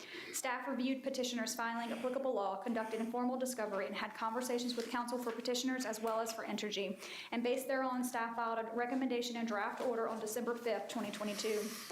Therein, staff found and recommended the Commission find that the project as described in the joint petition and herein does not render Dyno Nobel, Duke Energy, and/or the project, either individually or collectively, a public utility or an electric public utility under state law subject to conditions contained in staff's recommendation. Entergy has indicated its non-opposition to the project, and as such, staff recommends the Commission's order issued in this docket be effective immediately, consistent with staff's recommendation and draft order. Staff specifically recommends the following motion. Based upon representations of fact and law set forth in the joint petition, the Commission finds and confirms that the financing, construction, ownership, lease, and operation and maintenance, power and steam transfers, and any and all interest, whether arising from investment, ownership, lease, mortgage, or assignment, as described in the joint petition, in and or related to the project, will not render Dyno Nobel, Duke, and/or the project, either individually or collectively, a public utility or an electric public utility, as those terms are defined in Section 21 of Article 4 of the Louisiana Constitution of 1974, Louisiana Revised Statute 45-121, 1161, or 1164, or otherwise subject the petitioners or the project to regulation as a public utility or an electric public utility by the Commission pursuant to the Louisiana Constitution or relevant statutes, Commission rule, order, regulation, or practice. Staff recommends that the Commission, 1, assert its original and primary jurisdiction to take the matter up under Rule 57, and 2, accept the staff recommendation and draft order filed into the record on December 5th, 2022, and we do have a few folks here who are willing to speak if any of the commissioners have questions. Yes, I'd like for them to come up, if you don't mind. Please, Commissioner Francis, can you invite the parties up that you wish to come up? Yeah. Yeah, y'all can come on up. David, will you move that chair, please? Everybody's hot. All mics are hot.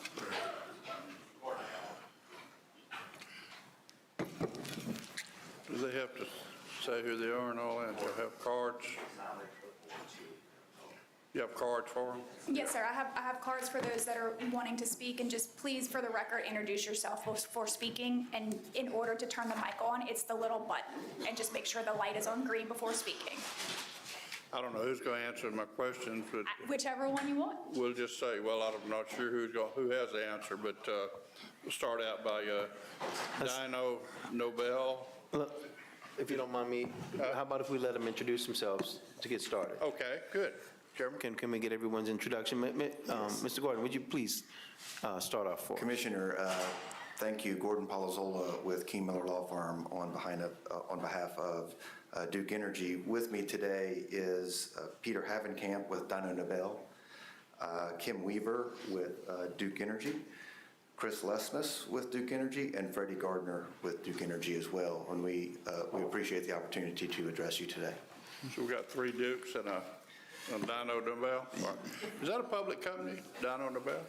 Yeah, it's a public company on New York Stock Exchange? Okay. It's an international company. It's, Okay. explosives and fertilizer. We're talking about steam turbine generator. Your plant produces ammonia manufactured in Wagaman, is that right? Where's Wagaman, Louisiana? Jefferson Parish, so. Okay. In the lovely District 3, Commissioner Francis. That's right, that's in our chairman's district there. I'm sure he's proud of y'all. You're going to build a steam turbine generator. How much money are you going to spend on this project? Roughly, I think overall it's about $53 million. So the turbine's part of that. Right. Yeah. And sir, for the record, can you introduce yourself? Sorry, Peter Haverkamp, Dinah Nobel. Thank you. Are you the manager at Dyno? Yeah, I'm the Vice President for Special Projects for North America. So, Oh, really? yeah. Wow. Yeah. Do you live in New Orleans? I do. I've All got right. the pleasure of living there. We need to work on that accent, you know? Yeah. Some of them said New Orleans, it's Nolens, that's the way you say that. Yeah, okay. Let's see. Now, you're right now, your lights are being powered by Entergy, right? And so- Correct, yeah. So you're going to produce some of your own electricity, but you're not going to sell any to anybody else, just for you? No, certainly not. 15 megawatts, okay. Well, I'm glad to see anybody spending money in Louisiana. It's going to create a few jobs. It shows that you like it here. You're going to expand. Thank you for coming. Let's see, I think that's, and of course, you hired Gordon as your attorney. He knows what he's doing around here. We have a lot of confidence that he's always shoot straight with us. So, well, welcome to your expansion. I'll sure support it. Thank you. Thank you for your support. Thank you. Anybody? Any further questions? Thank you for investing in District 3. I look forward to the more growth and industry and jobs that are coming in, and also your self-sufficiency of managing your electricity. Very good.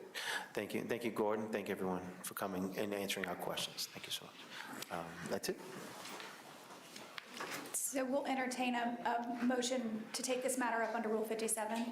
Motion to take the Rule 57, Chairman. Second. Moved by Commissioner Francis, second by Commissioner Green to hear the matter under Rule 57.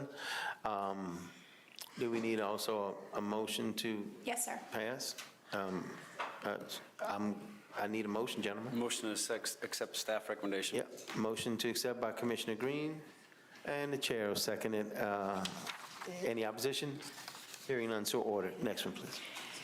Exhibit number 13 is docket number U36582. This is CLECO Power's Formula Rate Plan Annual Earnings Monitoring Report for the 12 months ending June 30th of 2022. It's a discussion and possible vote to retain UPC. UPC was retained at the April 2019 B&E to assist staff with CLECO Power's rate proceeding, which included a request for approval of a 3-year renewal of the company's formula rate plan. When UPC was retained, staff inadvertently did not include the FRP annual report reviews within the scope of services.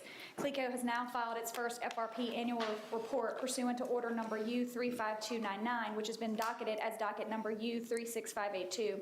Given UPC's retention on the underlying rate case that resulted in the approval of CLECO Power's formula rate plan, it's staff's opinion that a solicitation to UPC to review CLECO Power's annual report is warranted, as the annual reviews are substantially related by common factual, legal, and regulatory issues that were considered in docket number U35299. Further, staff historically retains one consultant to assist in the rate case reviews, as well as any annual reviews that result from a rate proceeding. In response to staff's solicitation, UPC provided a not-to-exceed budget of $400,000 in fees and $10,000 in expenses, for a total budget not to exceed of $410,000. This budget encompassed the entire scope of work, including anticipated contested hearings in each of the 3 years of the 3-year term. Given the uncertainty of whether contested hearings would occur, UPC also provided an estimate of $50,000 per test year if there are no disputed issues, or a total not-to-exceed budget of $150,000 in fees and $10,000 in expenses. Staff recommends that the Commission retain UPC for $150,000 in fees and $10,000 in expenses, for a total not-to-exceed budget of $160,000, recognizing the potential need to seek additional budget should any or all of the test years have contested issues. I got a question. Commissioner Campbell. Did y'all, we asked for anybody else, so The original was an RFP that UPC won. Typically, when those RFPs go out, the scope of services in those include any of the annual reviews that result from the rate case. For whatever reason, this scope of services did not include that, and we caught it when CLECO came in for its first annual report filing. so they want it for how much money?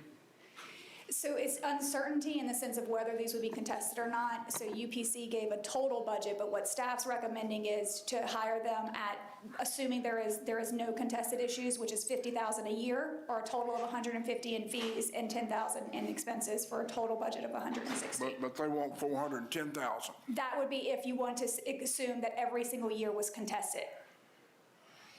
So what's the vote, 160 or 410? Staff recommends 160, but if the commission wishes to, take out any unknown and uncertainties and do the 400, they have the right to do so.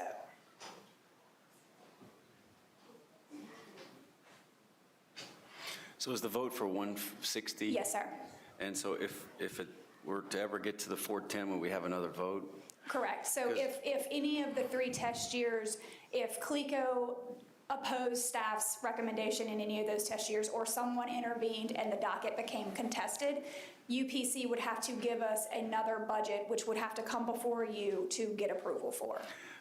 I'm seeing a pattern where you put in a low bid and then they realize there's more work and then we just have to approve what's already started. So this one was on staff. So when staff did the original request for proposal for the rate case that CLECO came in for and got approved, typically, if the rate case asked for approval of a formula rate plan, staff's scope of services for the consultant is the rate case itself plus whatever the annual report review would be for the formula rate plan should the commission approve it. This one, the scope of services inadvertently did not have that in there. So this isn't on a low bid of a consultant. This was something that staff just inadvertently didn't include in the RFP. And now we need a consultant to review the annual report. Catherine, Yes, sir. inadvertently, that word doesn't sound good, inadvertently. What was the original price on the UPSC RFP follow-up? That's a good question, Commissioner, that I don't have the answer for. I want to let him say what people need to say. UPRC is here, they probably know. Lane's here somewhere? Hiding out back there. What was the original bid, do you remember? I know what he's going to do, but, I know, off the top of my head, Commissioner, I don't know what the original bid was. so you don't know this. Lane Sisson United Professionals Company LLC. Unfortunately, Commissioner, that one I don't recall. There was a rate case that was filed quite some time ago. And then during the pendency of the rate case, there was the hurricane happened and the COVID happened, and there were additions of scope to that case for that. And so I just don't remember what the original bid was. So if you'd had the right scope, you'd bid that in the price? Yes, we've typically bid some FRPs, so we just didn't have that information when we were given the scope. Okay. And just to circle on that point, Commissioner, when we used to issue RFPs for rate cases that had formula rate plans, we'd issue for that, then we'd issue one later, and it didn't really make sense to have someone who wrote the formula rate plan, handle the rate case, and then hire a different consultant to do the annual reviews, because they've got the knowledge built in. So we do the RFPs all encompassing, as Catherine said. That just didn't make it in this one, but that would be the standard procedure. Yeah, I agree. That's the way the real business world does it. They wouldn't do it. So we need to be more like them, less political, Okay. All righty, so we just have to choke that down. We could have 3 150 pops if it's possible. No, sir, we would have, it would either be a total of 150, a whole total of 160 today, and that would be to review all 3 annual reports and no contested issues come up. Oh, okay. And that's the way staff recommends we go, because normally these don't result in contested issues. For the uncertainty and the contingency of, if you want to say, plan for all 3 years to have contested issues where they have to go in front of our judges and go through a full-blown hearing process, that's where the proposed budget of 410 comes in. All right. And so, given the track record, we don't think we need to take that uncertainty today, that risk of that uncertainty today, and we would recommend voting for the 160. Okay. All right, thank you. Motion to accept staff. Okay, moved by Commissioner Green. I think there's comments by Commissioner Campbell. Hey, this is what I was talking about a while ago. This was what I was talking about a while ago. You're giving him 160,000 or whatever, but if it's going to be more, you come back. Well, that makes sense. What doesn't make sense is that you don't know about this till you get one that says you owe us $700,000. You know what I mean? If you keep up with what's going on, you let us know that this thing's moving up. We're in court now. They're going to want a bunch of money here. Then that's fine. That's fine. But what you're doing here makes sense. You say we're giving 160, and if it's going to cost more, we'll let you know. You'll get to vote on it. But you don't get to vote on the other one. It's like it or leave it, lump it, whatever you want to call it, 700. And I'm not saying they don't deserve it, because I understand how great they are. I understand that. So now we're fixing to say 700,000. And we didn't, maybe I'm the only one didn't know, but I'd just like to know as gradually these things go up. Y'all ought to tell us that. And the way you're doing this deal makes sense. And you're talking about the next one coming up after this one? Yeah. Yeah. Yeah. Okay. And I think there's some reasons for that, Commissioner, but we'll hear from that. I know the reason. Are we ready for the next one? We have a motion by Commissioner Green. Whatever you need. Second by the chair. Any opposition? Hearing none, so ordered. Let's move on. So exhibit number 14 is FERC docket number EL 20-72. It's Louisiana Public Service Commission versus System Energy Resources. It's a discussion and possible vote on a budget increase for Stone Pigment and United Professional Company due to expansion in scope. There is also the potential for an executive session to discuss litigation strategy pursuant to revised statute 4216 et sec. So at the June 2020 B&E, the commission retained Stone Pigment to assist in a complaint against SERI regarding its unit power sales agreement. As indicated when the original budgets were approved, FERC proceedings are difficult to estimate because they are dependent on when and how the FERC sets the matter for hearing and how the defense is conducted. EL 2072 has been one that is difficult to estimate, with prior estimates being incorrect. The hearing for EL 2072 began September 13th of 2022 and was scheduled for 3 weeks. The hearing is still ongoing as of last week and is ongoing now. This unforeseeable extension, as well as new positions taken by SERI throughout the docket, including as late as during the trial, have required extensive and unforeseen effort by Stone Pigment and UPC. The effort was not contemplated in the prior budget estimates provided for by Stone Pigment and UPC, as that work was not contemplated. Given this, Stone Pigment and UPC provided revised budget estimates for the remainder of 2022 and to cover the expenses already incurred.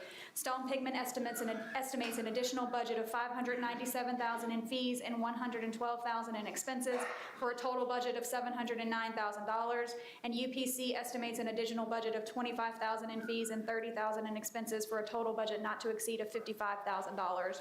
Staff recommends that the commission approve the budget increase for Stone Pigment and for UPC as indicated. And we do not have to have an executive session. However, if the commission would like one, we could do that as well. So And that would be to get an update on the case, which correct, not to discuss. Would we want to do it now or at the end? I'd say at the end of I would executive recommend the end. session. We still need to vote on the budget outside of executive session, but if you want to get into specifics of what's going on in the case, which I think is close to being finished. Okay, I understand the case. well, we can address that near the end if we like, as we get there. Yes, we can take this matter back up for We executive may session. have to do that for the executive session portion of it. So on the, I'm looking for a motion on the item itself. On the- Motion to accept? I need it. Can I get a second, gentlemen? Second. Moved by Commissioner Scrimella, second by Commissioner Francis. Any opposition? I want to talk about it a little bit. Okay. Commissioner Campbell. This troubles me, and I've already said it. This is the people's money. So is the people, the tragedy here. You go to Washington and we spend $700,000. That's not all we're spending. We pay for those other people too. That all comes out of the people's pocket. So how much are you spending? Dana, where's Mr. Fontham? Is he here? Mr. Fotham's still at the trial. He's where? It's still, the trial's still going on. The trial's still going on, so he's in DC. How much money have the other people charged us so far? Have they charged the people so far? Let me start off. Please state your name for the record and sign in if you don't mind, please. Yes, good morning, Commissioners. It's Dana Shelton from the law firm of Stone Pigment. Commissioner Campbell, to address your question, we have data that shows that Entergy and the subcomponents of Entergy that are involved in this litigation have spent almost $9 million so far in this litigation. So those are costs that are passed on to the ratepayers, and the Yeah. Louisiana ratepayers get a portion of that. Yeah. How much have y'all charged so far? Well, with this, if this budget request is granted, I think our costs, fees and costs would be approaching $2.2 million. I mean, I know that's a lot of money, and we are very mindful of that, and how much that costs. But you know, this is very extensive litigation, and there's a lot of money that would go and benefits that would go to ratepayers as a result of this. Just to remind you and the other commissioners of the background of this, this complaint arose from a prior complaint that we handled for the commission at the FERC. That complaint has so far, that has garnered a judgment that's worth over $500 million in refunds. That's a judge decision that is now pending before the FERC and could be ruled on as early as today by the FERC. The judge in that case identified a bunch of other issues that had to be raised by a subsequent complaint. How long has this case been going on? We filed the complaint after we were directed to do so in June of 2020. It's been going That on. was September was when we filed the complaint. The hearing started in September of this year, was scheduled for 3 weeks, but as it turned out, the hearing has lasted for 13 weeks now. Tomorrow will be the 52nd, and we now think the last day of hearing. There is no possible way we could have anticipated the hearing going on for as long as it did. You know, we've responded and we've continued to represent the ratepayers, you know, with all of our skill and work for those refunds that we're going for, and continue to handle the case, even though we do realize we were going beyond the budget limits, but we're in the middle of the case and, you know, no choice but to continue to work and then inform the commission at the earliest time. So Entergy has no, you don't feel like they have any inclination to settle into this, right? Well, they settled, you'll recall they did settle a portion of the case. They offered us a partial settlement, which we brought to you in September of this year. We didn't take it. We did take it. We took that partial settlement, and that, under that settlement, ratepayers will get $20 million in refunds, and that's for some of the issues that you yourself raised, Commissioner, with regard to corporate aircraft travel and executive incentive compensation. Some of the issues you brought up. No, and you told me, and I brought them up, but I'm real glad because I want to give you a crown because you're the one that exposed that. It was foolishness. And I say that man resigned on account of it because it was absolutely nuts for him to be on a vacation when his company was in the peril they were in. I appreciate you telling me that. And I'm glad I brought it up because the people need to know that. And that you're worth whatever they pay you, you're worth for that because that helped a lot. And that settlement that we entered into, Damn true. that more than covers many times over the legal fees in the case, and that was just a very small portion of this case.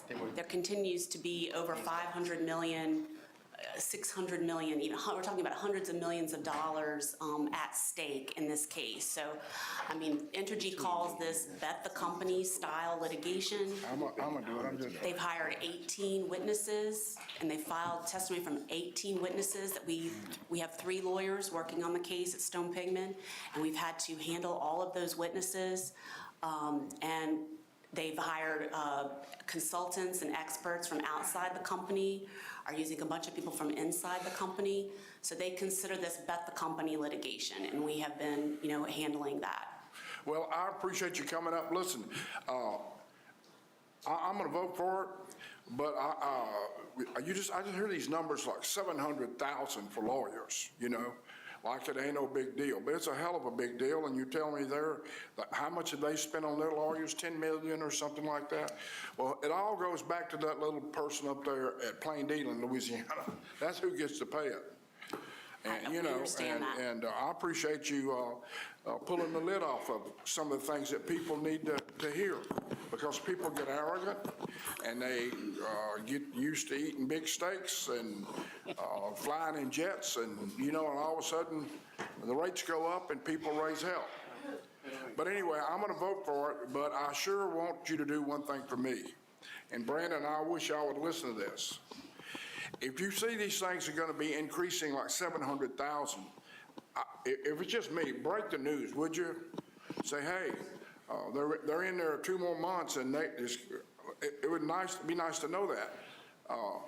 I'm not going to pull the cord on you and say I'm not voting for it anyway, but I just 700 here, 600 here, before you long, you're talking about money, But I'm voting for it, but I want to know more about these things, how much it's costing, okay? Yes, sir. And thank you very much to Commissioner Wasi and the other commissioners for being such great partners in this important work we've been doing for ratepayers at the Hey, FERC. thanks for that information too here. Let me ask you a question, if you don't mind.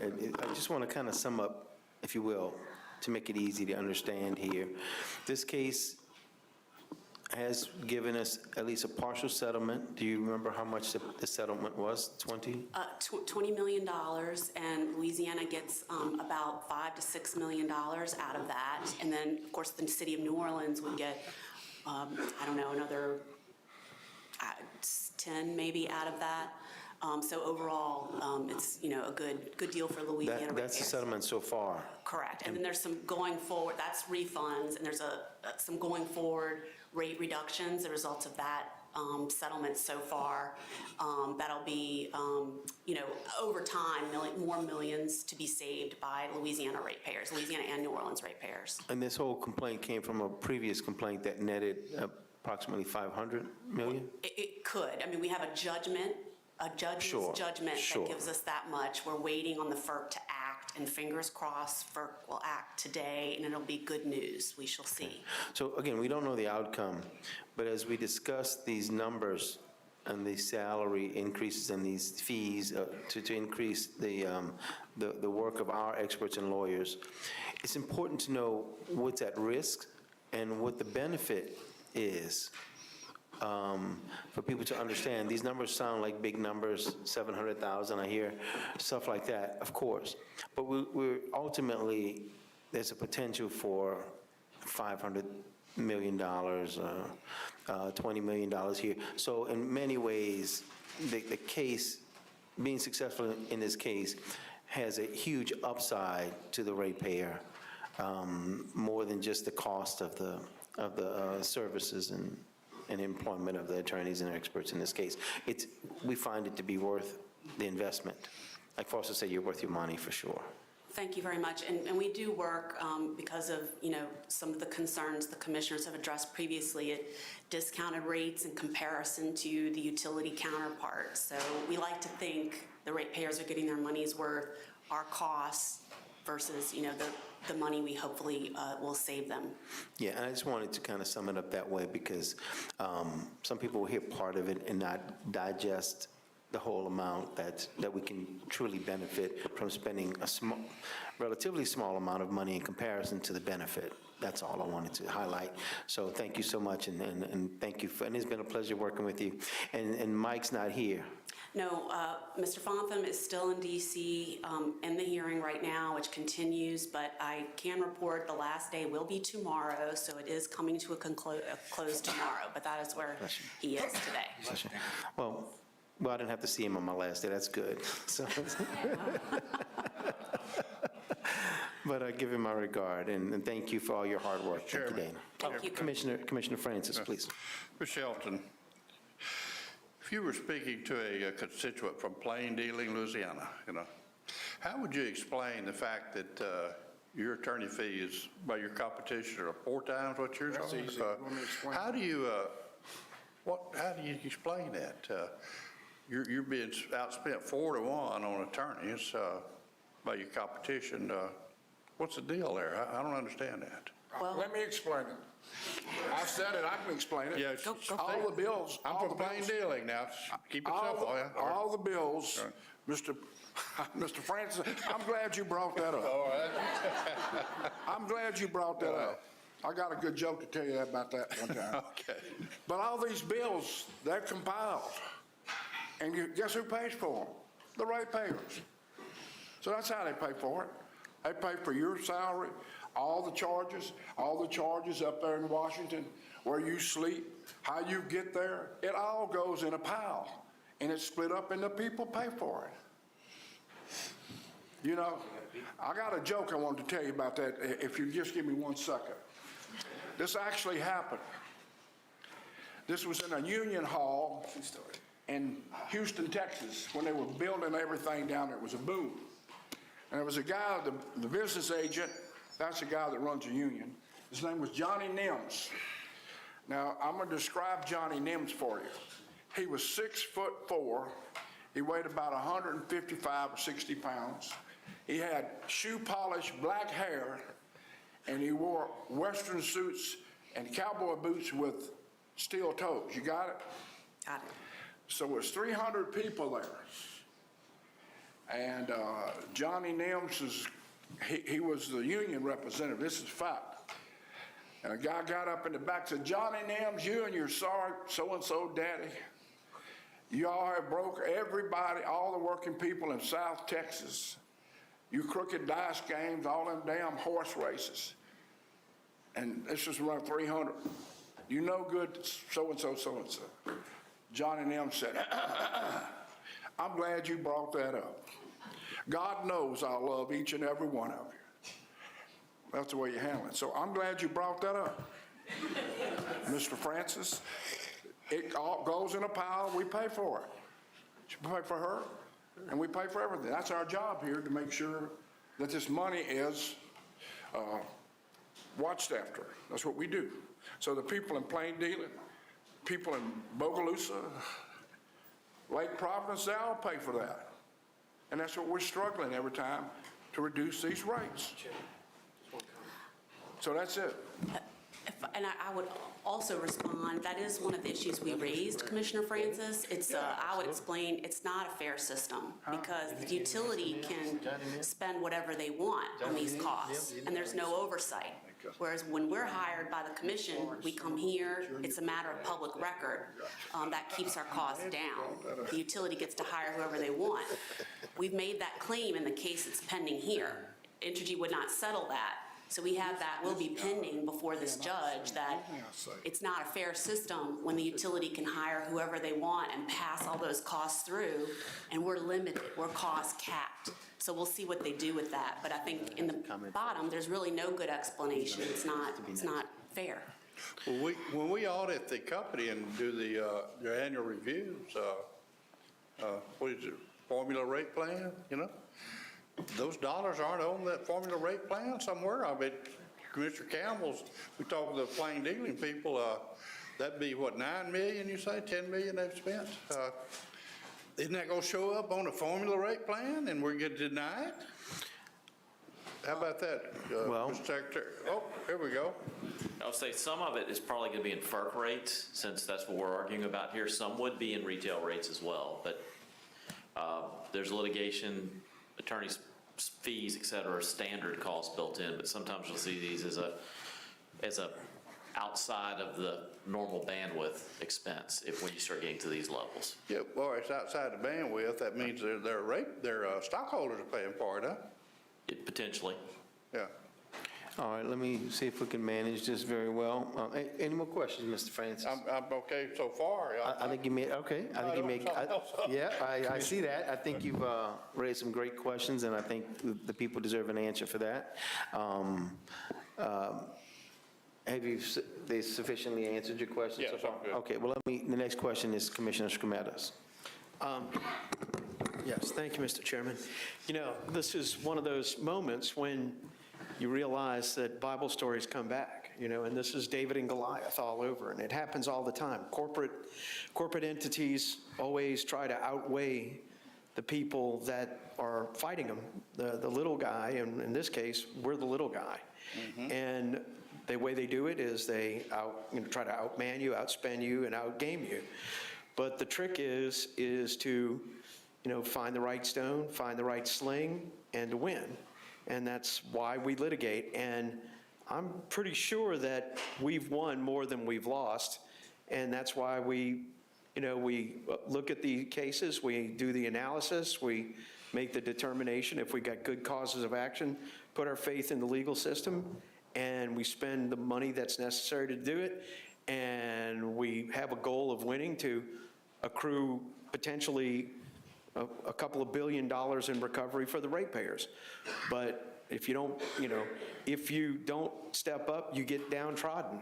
And that's basically why we have to fight these large companies, and we've got to step into it with the best talent we can. And, that's where we are right now. And unfortunately, this is sort of a game that all these big companies, the utility companies are a good example.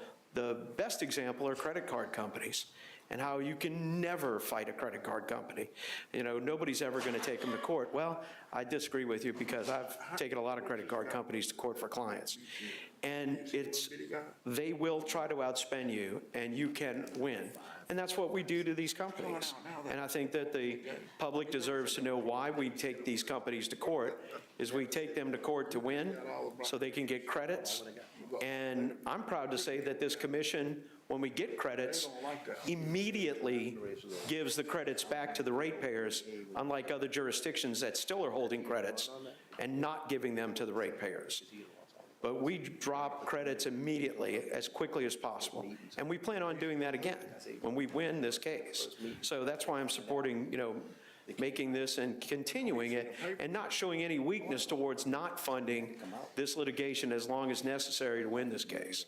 Because I believe we are on solid ground to win this on behalf of the ratepayers. So thank you.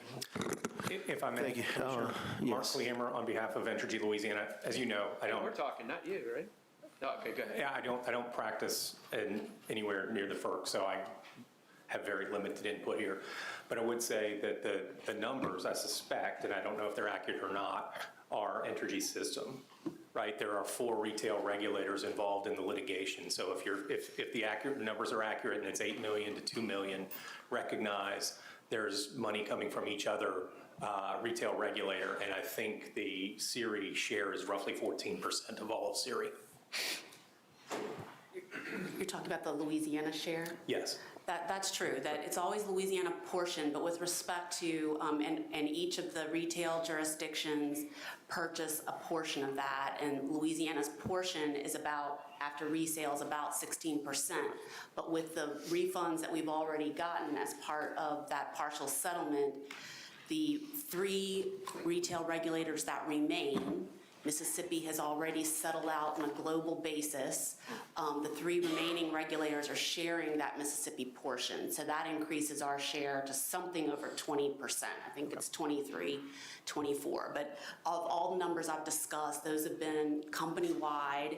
And I've always been clear, Louisiana gets a portion, New Orleans gets another portion, Arkansas gets a portion, and Mississippi gets a portion, although now Mississippi has settled out, which is actually, I think, a good thing, because in any going forward refunds, that might be a factor in our favor, that they are no longer involved. So that's where it stands. I think that's Fair enough. Yeah, thank you very much. Appreciate it. Commissioner Green. Brandon, so if we wanted to consider disallowance of legal funds, either for current cases or future cases, can you get back to us on what that might look like? Would that be in a rate case? Would that be in a docket? What percentage of that can we actually address if it's FERC related? But if you could get back to us in a formal response about how we could address not our legal expenses, but the legal expenses that our ratepayers are paying for that we haven't seemed to be able to intervene in yet. Sure, and it's, likely it could be either a rate case or a formula rate or both, depending on what's in the base rates right now that's recoverable. There's probably amount of legal fees already included therein through whatever category of expense that is. If it gets outside of that, that's when you would catch it in the formula rate plan. But if it's on a prospective basis, taking that number down, then yes, that would be in a rate case. But we'll certainly look into it and give you the details on that, how that would work. If you get us something written about what our options may be. I got another one for you. Commissioner Francis? Yes, sir. I think it's important for the public to understand some of the details that you're representing Louisiana. But this case is in a suit against Entergy for New Orleans, Louisiana, Mississippi, and Arkansas, right? So That's correct. those, $9 million attorney fees, it is being paid by those 4 different entities. Right. Whereas Louisiana ratepayers are paying you in a suit that's, each one of those states would get a settlement, isn't that right? That's right, but also, each of those jurisdictions had their own counsel that are Yes. participating, and Oh. those jurisdictions pay for those lawyers. So if, to be fair, would we have to add up the total of all those others against Entergy to see if it's more of a fair fight as far as dollars for attorneys goes? I think, sometimes all the retail regulators are aligned, and sometimes we share work equally, and Yeah. sometimes we don't. So Okay. I think it would depend on the circumstances, but it is true that each of those jurisdictions has counsel, has costs of their own that they're, Yeah. using to prosecute these cases against a utility. So you would All right. add those together, I suppose. I was hoping to get a better explanation for the plain dealing folks, but I don't think I did any good there, so thank you. Okay, sorry about that. All right. Thank you, Ms. Shelton. Thank you very much. So we have a motion by Commissioner Scrumetta and a second by Vice Chairman Francis to accept staff's recommendation on the budget increases. Any opposition? Hearing none, so ordered. Exhibit number please. 15 is undocketed. This is reports, resolutions, discussions, and ERSC, OMS, and SPP. So under discussions, we do have a discussion with SWEPCO's president and COO, Mr. Malcolm Smoke, if he wants to come up. And while Malcolm's coming up, Commissioner Campbell had asked us to put this together, so I'm going to read this before he speaks. Maybe so. I'm not, no comment on that. This is a resolution recognition of President COO for SWEPCO, Albert Malcolm Smoke, on his retirement. In recognition of President and Chief Operating Officer for SWEPCO, Albert M. Smoke, retirement after 38 years of service, whereas Malcolm is a lifetime resident of Bossier Parish, residing with his wife Janice and their children and grandchildren, and whereas Malcolm started with SWEPCO in 1984 as a distribution engineer and has served in a variety of management roles in the metering, operation, and engineering functions, and served as the Vice President of Distribution Region Operations prior to his current role, and whereas as President and COO, Malcolm is responsible for the electric distribution system, engineering, operations, constructions, and maintenance, serving approximately 521,000 customers in Louisiana, Arkansas, Northeast Texas, and the Panhandle of Texas. Whereas community service has been a vital part of Malcolm's career, currently serving as a board member of Shreveport Green, a nonprofit organization dedicated to improving the city's environment. Whereas as president and COO, Malcolm has worked with the Louisiana Public Service Commission to ensure safe, reliable service to SWEPCO customers at the lowest reasonable cost. Now, therefore, there it be resolved that the Louisiana Public Service Commission does recognize Albert Malcolm Smoke for his 38 years of service to SWEPCO. Be it further resolved that a suitable copy of the resolution be transmitted to Mr. Smoke. Thank you, Malcolm. Malcolm Smoke, President and Chief You gotta press the button, Malcolm. Yeah. I forgot the key point there. Malcolm Smoke, President and Chief Operating Officer of SWEPCO. Thank you very much for that, Brandon and Catherine. Thank you very much, and Commissioner, thank you very much for that resolution. It was, it's very nice words, and Commissioner Campbell, earlier you made a lot of nice comments, and thank you for that. That was quite embarrassing. What did you say? Thank you for the kind words. What'd you say, Malcolm? I said, thank you for the kind words, and it was quite embarrassing. Well, it's okay. You deserve it, Malcolm.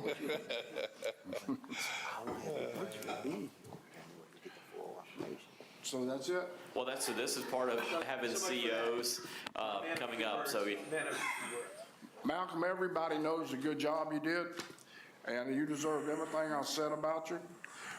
You're a fine guy, good family guy. Your whole family is, you've raised them right. They're all engineers, they're smart.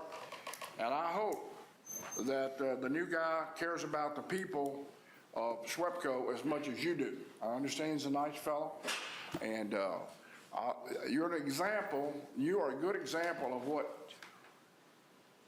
utility managers ought to be, of that you care about the people, and you're good for us up here to find somebody that handles your business like you do. Very seldom that I ever have a fault with SWEPCO that you don't try to help. A lot of times you can't do it, but you give me a reason why you can't. It's always logical. So thank you again, and hate to see you leave. Hate to see you leave. Well, thank you, Commissioner.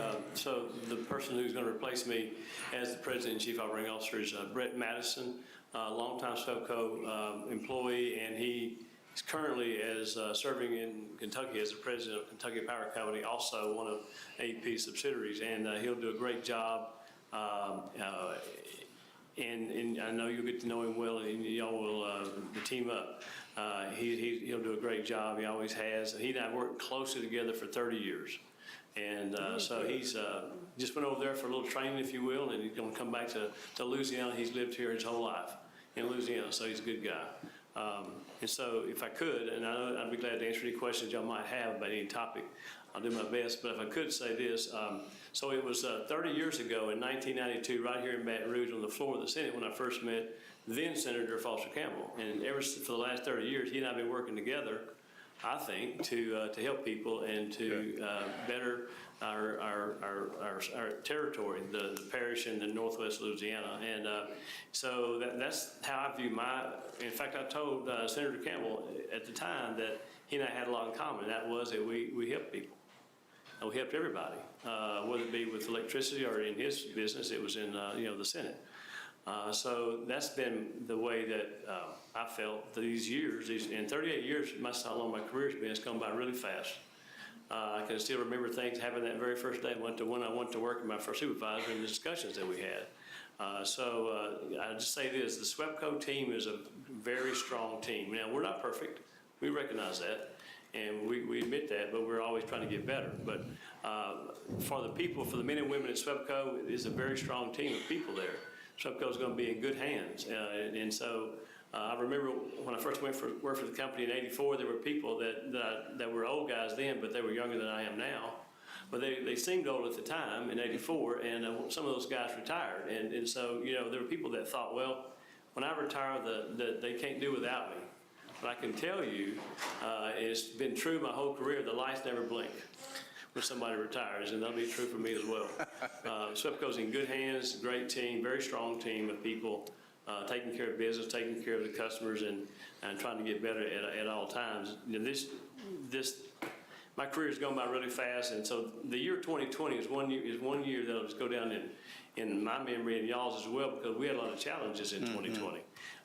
The first day of the year was a great day of 2020 because that's when my grandson Thomas was born. But then February came and we had COVID, and then March came and we had the lockdowns, and then when Hurricane Laura came in August, and it was a $10 billion storm, supposedly the strongest storm we ever had in that year in 2020. There were 30 named storms. 5 of those made landfall in Louisiana. Both of those are records. 5 in landfall in Louisiana and the 30 named storms. Hurricane Laura was a Cat 4 near Cameron, Cat 2 in Alexandria, Cat 1 in Winnebago, Arkansas. First time it's ever happened. And so if that wasn't enough, and then in February we had Uri, and there's never been that much snow and ice on the streets in Benton, Louisiana, and I've lived there my entire life. It's never got down to -6 degrees either in my lifetime. So we've had a lot of challenges, but we made it through those challenges. And so everybody in this room knows how bad Hurricane Laura was. Obviously, entered in Cleco, got hit worse than we did, but it was our worst storm. It came right up the middle of Louisiana, went across Shreveport, and caused a lot of damage in Winfield. In fact, Foster called me and said, hey, Winfield needs some they have no transformers in Winfield. We've got them a truckload of transformers. So we worked together to take care of things, and I met with a customer in the Kisatchie Forest, Paul Dowden, and he offered to make me some coffee that float buckshot after I got his lights back on.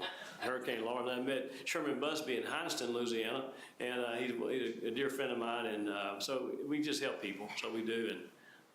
And so I'm going to stop talking because you can't sum up 38 years in 5 to 10 minutes. So doing a good job so far.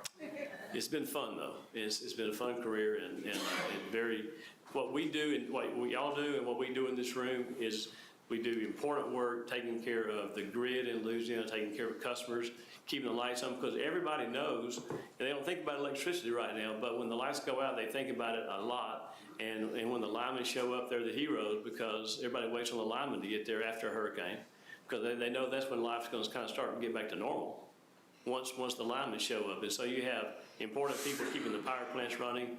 You've got important people doing every job between the power plants and the meter.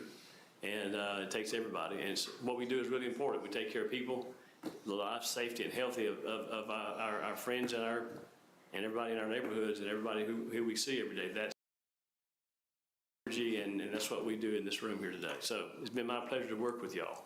And so I'm going to stop and take any questions. Malcolm, thank you for what you've done to help me. And over the last 6 years, you've always answered my calls and answered a lot of my dumb questions trying to understand this business, and especially going through the hurricanes. And congratulations on your retirement, but I hope to see you come back in the private sector to help us. We need your help. Thank you. Yes, sir. Commissioner Green? I just want to thank you for being a gentleman. And I'm actually, this sounds weird, but I'm glad I don't know you that well, because you seem to take care of business before it gets to here. And that, I appreciate you putting the ratepayers first before it ever comes to us. So I just hope your replacement is as much a gentleman and can put the ratepayers first. And I hope he uses the word help people. I like that. Thank you. Mr. Chairman? Yes, Commissioner Scrimetta. Well, you know, Malcolm, in 4 years, Foster's retiring, and I don't know what you're going to be doing. And you kind of know the industry, and I know a few people. So, you know, just kind of put it in your pocket. All options open. All options open. And I want to thank you for everything you've done. You and your team have always been receptive to me when I've called you and talked to you about issues, and you've been a great guy to work with, and it's been a real pleasure. So thank you. Thanks, sir. You know, now I want to say one thing. Back when I was a staff attorney, I handled a lot of the SWEPCO dockets. Unfortunately for me, Malcolm was not the CEO at that time. So I had to deal more with Bobby. I might have handled more cases if Malcolm would have been there at that time, so. All right, Mr. Malcolm, I want to thank you for, it's been a pleasure for me to work with you throughout the years. We haven't had as much contact as, because of the geography, but every time you've been in, before the commission or coming to meet with me, you've been an incredible professional. And it's always a pleasure to work on issues for SWEPCO. And we got a lot of good things done, I can think of over the years, and I can think of a few things we almost got done over the years. But overall, I think you're right when you mentioned, and when Foster, to echo the words Foster said it as well, that you work hard to help people and that we do important work here for others. And I agree with that, and I agree with the quality of work you've always done here at the commission. It's been my absolute pleasure. And look, we get to leave on the same day. It's pretty good. If you ever come down to New Orleans, look me up. Let's go. Let's go. Thanks, Chairman. Have a bite somewhere. All right, well, thank you so much. Any more questions? Ms. Malcolm? Thank you, sir. Thank you. Really appreciate you. So also under exhibit number 15, there's a discussion and possible vote to ratify the vote taken by Commissioner Green, acting as the commission's representative of the board of director of the organization of MISO states. The matter is on the agenda for ratification of a vote taken on November 14th of 2022 by Commissioner Green. Staff followed the protocol set forth in Special Order 17/2019 to consult with Executive Secretary and the chairman and to make a recommendation to Commissioner Green prior to the vote. The protocols also require that the votes taken be ratified at a following B&E. The OMS sought approval to submit a position statement to MISO on MISO's consideration of a revised demand curve for use in MISO's annual planning resource auction. The OMS position statement generally supported preservation of current opt-out rights of participating utilities, and it preserved final judgment on the demand curve until after the shape of the demand curve is developed. Based upon staff's recommendation, Commissioner Green voted in favor of the OMS position statement, but joined a footnote expressing disagreement with the bullet point number 4, which was critical of the ability of the existing vertical demand curve to value the excess capacity. Staff recommends Staff recommends that the commission ratify Commissioner Green's vote taken on November 14, 2022 as the commission's representative to the OMS Board of Directors. Commissioner Green has to abstain from this vote. Correct. And so we'll entertain a motion in a second. You okay? I'll make a motion. All right, let me hear, I entertain a motion from the commissioners. Vice Chairman Francis made a motion. Moved by Commissioner Francis, Second. second by Commissioner Scrumetta. Any opposition? Hearing none, so ordered. Hold on, give me a 30-second break here. What? Yeah, what do you mean? I think it's a hearing aid. My dad Y'all used to heard? whistle too. I think it's Elon Musk's new hearing aid. We can know what you're thinking. Hey, you get all this hell, man, I'm gonna just tell you, it's hell. Y'all don't know about that yet. Do you have this right now? Yeah. Or is it some other portion? Do Yeah. you want to bring them up On that issue. on? Okay, let me see. Hold on, let me check. When Let me check. You're not planning on bringing that issue No, up? it's going to come, no, let me see something. The issue's coming up, so we can raise the issue. Yeah. And it's going to be a motion.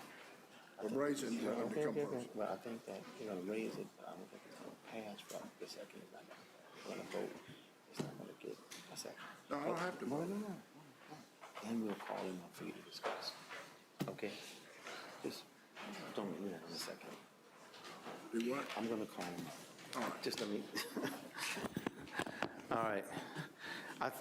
Where are we on, do we have any directives on 15? No, Do we have sir. any issues? No, Any sir. more 50, any issues on 15? No, sir, we would move on to Exhibit 16 if the commission is ready.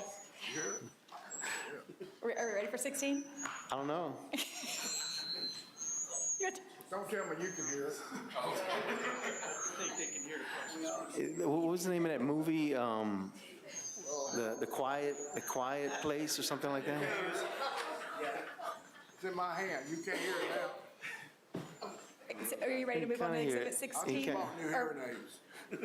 Yeah. Yeah, from Walmart. Went on sale. It's Bose, and they advertise them for $1,000. You know, if you go buy them somewhere else, there's $7,000. So Bose is coming to Walmart. I don't know what to tell you about Walmart hearing aids.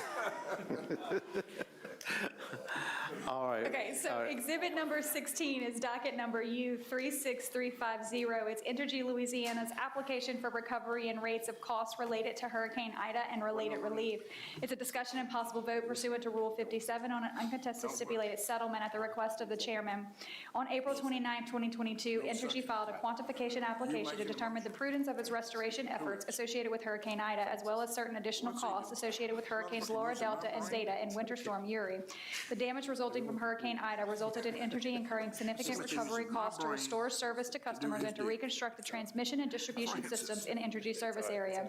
In its quantification application, Entergy requested that the commission determine the level of system restoration costs that were prudently incurred. Notice of the company's application was published in the commission's official bulletin with the Louisiana Energy's Users Group, Marathon Petroleum Company, and Walmart intervening. On June 20th of 2022, Entergy filed its financing application wherein Entergy sought the commission's approval and authorization for the LERC to finance the storm restoration costs authorized for recovery, related carrying costs, and financing costs through the issuance of system restoration bonds pursuant to Act Number 55 of the Louisiana Regular Session of 2007, as supplemented by Act Number 293 of the Louisiana Regular Session of 2021.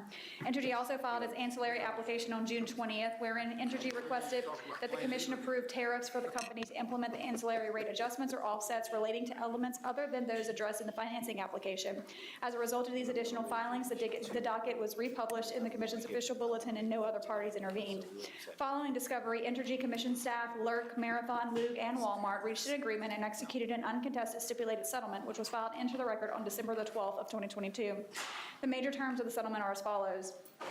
The $2,543,251,969 of storm restoration expenditures related to Hurricane Ida and the $31,949,864 of storm restoration expenditures related to Hurricanes Laura, Delta, Zeta, and Winter Storm Uri for a collective total of $2,575,201,833 that were presented in the company's application are reasonable and prudent and eligible for recovery from customers. Entergy's carrying costs through December 31st of 2022 2022 of $59.2 million is reasonable and eligible for recovery from customers. Additional carrying costs of $200,000 per month starting January 1 of 2023 shall be eligible for recovery from customers until permanent financing under Act 293 occurs. The allocation methodology presented by the company and most recently approved by the Commission in orders number U35991 and U35991A is agreed to be reasonable and to apply to the stipulated settlement, and the parties recommend that the Commission approve Ryder's Finance Storm Cost 5 and Storm Cost Offset 5. As there are no unresolved issues, staff recommends that the Commission take the matter up pursuant to Rule 57 and approve the issuance of a quantification order, a financing order, and an ancillary order consistent with the terms of the uncontested stipulated settlement that was filed into the record on December 12th of 2022. Move to take it up under 57.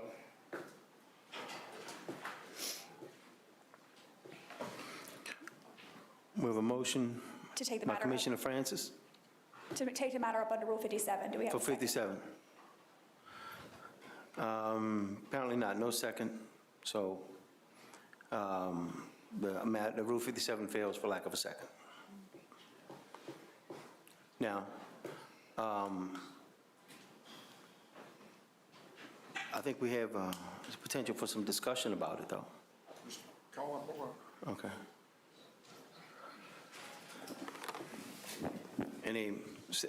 To keep similar to it, Commissioner Campbell has asked me and asked for our attorney Patrick to come up for potential discussion of issues related.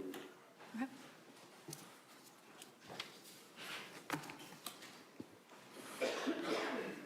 And Pat, just make sure you sign the clipboard. Please sign and state your name, please. Sorry? Sign in and state your name. All mics will be hot. Pat Patrick, I'm the counsel for the staff in this matter. I have assisted Justin Bella and worked also, of course, with consultants. And I'm here to answer any questions that you might have. I also filled out a card. What were you asked to do? Well, one of the things that I was asked to do, Commissioner, is to research the legal limits that are placed on the commission as to the maintenance or requirements to carry forward the 100% pass-through that has been done in storm dockets since 2005. To look at it from a constitutional standpoint, a statutory standpoint, to look at the court cases, and also to look at the rules and the decisions by this commission. And the conclusion that I reached after considerable research is that, well, there really are two issues. First of all, there is the legal limits. And I think that the legal limits that are placed upon this commission are not absolute. Because this procedure was adopted and carried forward from 2005 forward, doesn't necessarily mean that it has to be done or done exactly the same with a 100% pass-through from then forward. My research indicated to me that historically, in fact, there was not storm dockets, so to speak. Mr. Patrick, let me ask you, this goes back to the discussion, it was a pretty hot discussion we had here, a discovery, if you might. I asked a lot of lawyers here, prominent lawyers, after we found out that basically energy, just use energy because that's who we're talking about. It could be SWEPCO, it could be CLECO. All these storm damages they pass on, and we pass them on to the people. Isn't that right? That's the way it's been done. Yeah, yes. Well, I asked several prominent lawyers, I don't want to name them out, but they're prominent lawyers that we pay a lot of money, and they said there's no way you could do that. No way. So, I just, I mean, I thought it made a lot of sense that we were making the people pay for everything, and that's just the way it was. Two or three that I talked to, I can't do it, can't do it. They just can't do it. What you're telling me, that you think we could pass it on, some of it, to the customer, to the companies, and there's no reason why they couldn't have to pay some of it. Is that correct? Yes, that is correct, as a matter of the constitutional limits that are placed on the commission, the statutory limits. Now, as a matter of policy, whether or not it would be in the best interest of the public to pass on 100% outside of base rates, as has been done since 2005 forward, that's a different question, and I'm not going to advise the five of you, nor have I been asked to advise as to what would be good policy. That's not my question. Yes, sir. My question is real simple. Yes, sir. We passed along $3.1 billion to the ratepayers of energy. 1 million people got a $3 billion bill, or roughly $15 a month. And all I could hear was, nothing you can do about it. That's the way we do business. Nothing you can do about it. And we hired you to look into it, right? That's correct. And so now you're saying, you think that we could do something about it? I think you could. What you do and how you handle it are different matters, but legalities, the Constitution and the statutes do not require the pass-through of 100%. Well, that sure makes me feel a lot better than there's no way to do it. There's no way to do it. That reminds me, when I was in the Senate voted 35-1 to take rural electric co-ops out from under the Public Service Commission. 35-1. I was the only one who didn't vote to remove them. And you know what we heard? All the lawyers, they're owned by the people. They're not public utilities. They're owned by the people. You can't do that. It's unconstitutional to pass a law. Everybody got to religion pretty soon, though, and we passed a law, and we put them back under the Public Service Commission. But all you could hear was, oh, no, they're not public. They're not publicly traded. They're owned by their customers. But the court ruled that they were a public utility, and that's how they got back. So what you're saying is there's some room for argument here, or testing, or whatever you want to say. We don't have to give them, we might not have to give them all their money back, is what I'm saying. Some of it could be shared by the companies. And that's what I think we should be doing. We ought to try our best to find out how much could be shared by. I don't know. This bill they're presenting today is how much? 1.1 billion? 1.6. Isn't it? 1.6. 1.6 billion. I don't know what's the right amount. Half of it? A fourth of it? I don't know. But I think this commission ought to search everything they can search to see if they can pass it. And I think we ought to pass it. Back on the companies. Now, the company man's going to jump up here and say, oh, you can't do it, but I heard all of you can't do it. You can sit down. Sit down. I heard all you can't do it. But there's no such thing as you can't do it. And if you just believe the lawyers, just go to sleep, you can't do it. Sure. So I appreciate you doing the research. I appreciate the work you've done for us. I'm on your side. I want to see if there's any way we can ask these companies that are making billions, that are paying big dividends, to share in some of these expenses, some of the people in Louisiana. Commissioner Scrametta? Mr. Patrick, I read your, I guess, review or paperwork on this, and ultimately, Mr. Barta reviewed the request for recovery by Entergy and found it to be correct. Is that? He found it was prudent. It was prudent. So even if we were, by your analysis, to reduce the amount in the bond recovery and securitization, Entergy would still have the right to recover the difference in some other way. Isn't that correct? Entergy certainly can ask for recovery. Right. The way that I perceive it, and what my research has indicated to me, is that in this particular type of docket, there's more than just a prudence review involved. The ultimate standard is what is just and reasonable that applies, and that goes beyond mere prudence.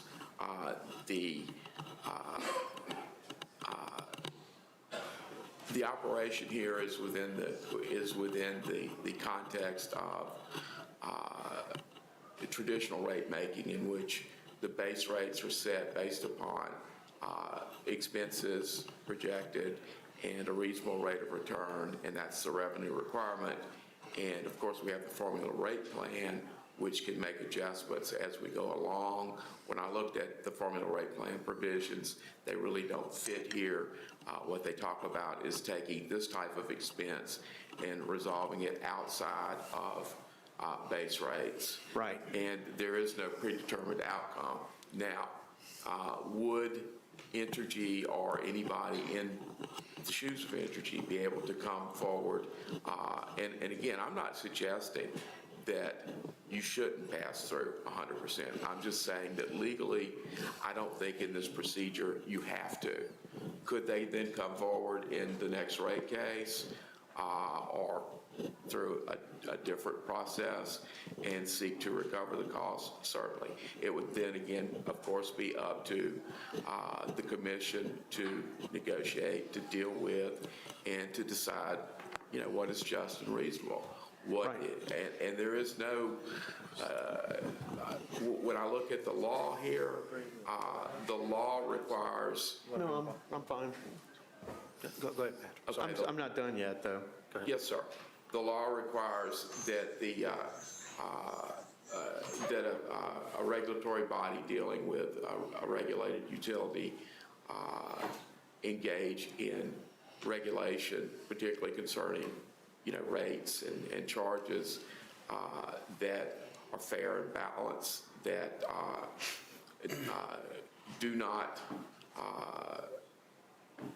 act in a confiscatory manner, that looks at the financial impact on the regulated utility, the utility's ability to raise capital, the utility's ability to maintain its credit, and a reasonable rate of return.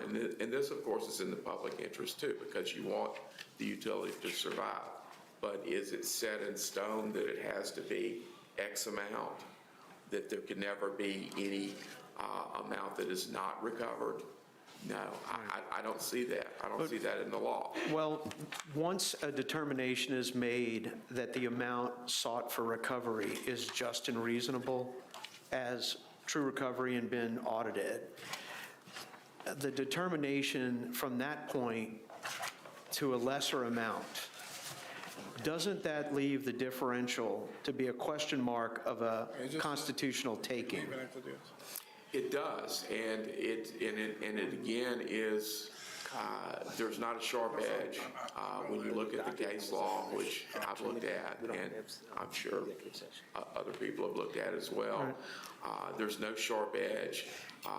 The regulatory action has to take into account what is a fair rate of return. It has to take into account the reasonable expectations of the utility in raising capital in these types of situations. These are all, of course, gradations. They're not sharp edges. Right. And when I look at the cases and when I look at the decisions, both federal and state, I wish I could tell you that you're allowed X amount and you're not allowed X amount. But it's really a rule of reason. And when you talk about what is just and reasonable, you're not necessarily just talking about what is prudent. I mean, the prudence is, what was the cost prudently incurred? Is it being prudently managed? Is it being prudently handled? But the recovery, of course, also depends upon what is just and reasonable. Right. Well, my concerns, and this is my statement, not yours, my concerns go from here. Let's say that there is a determination of a reduction, okay?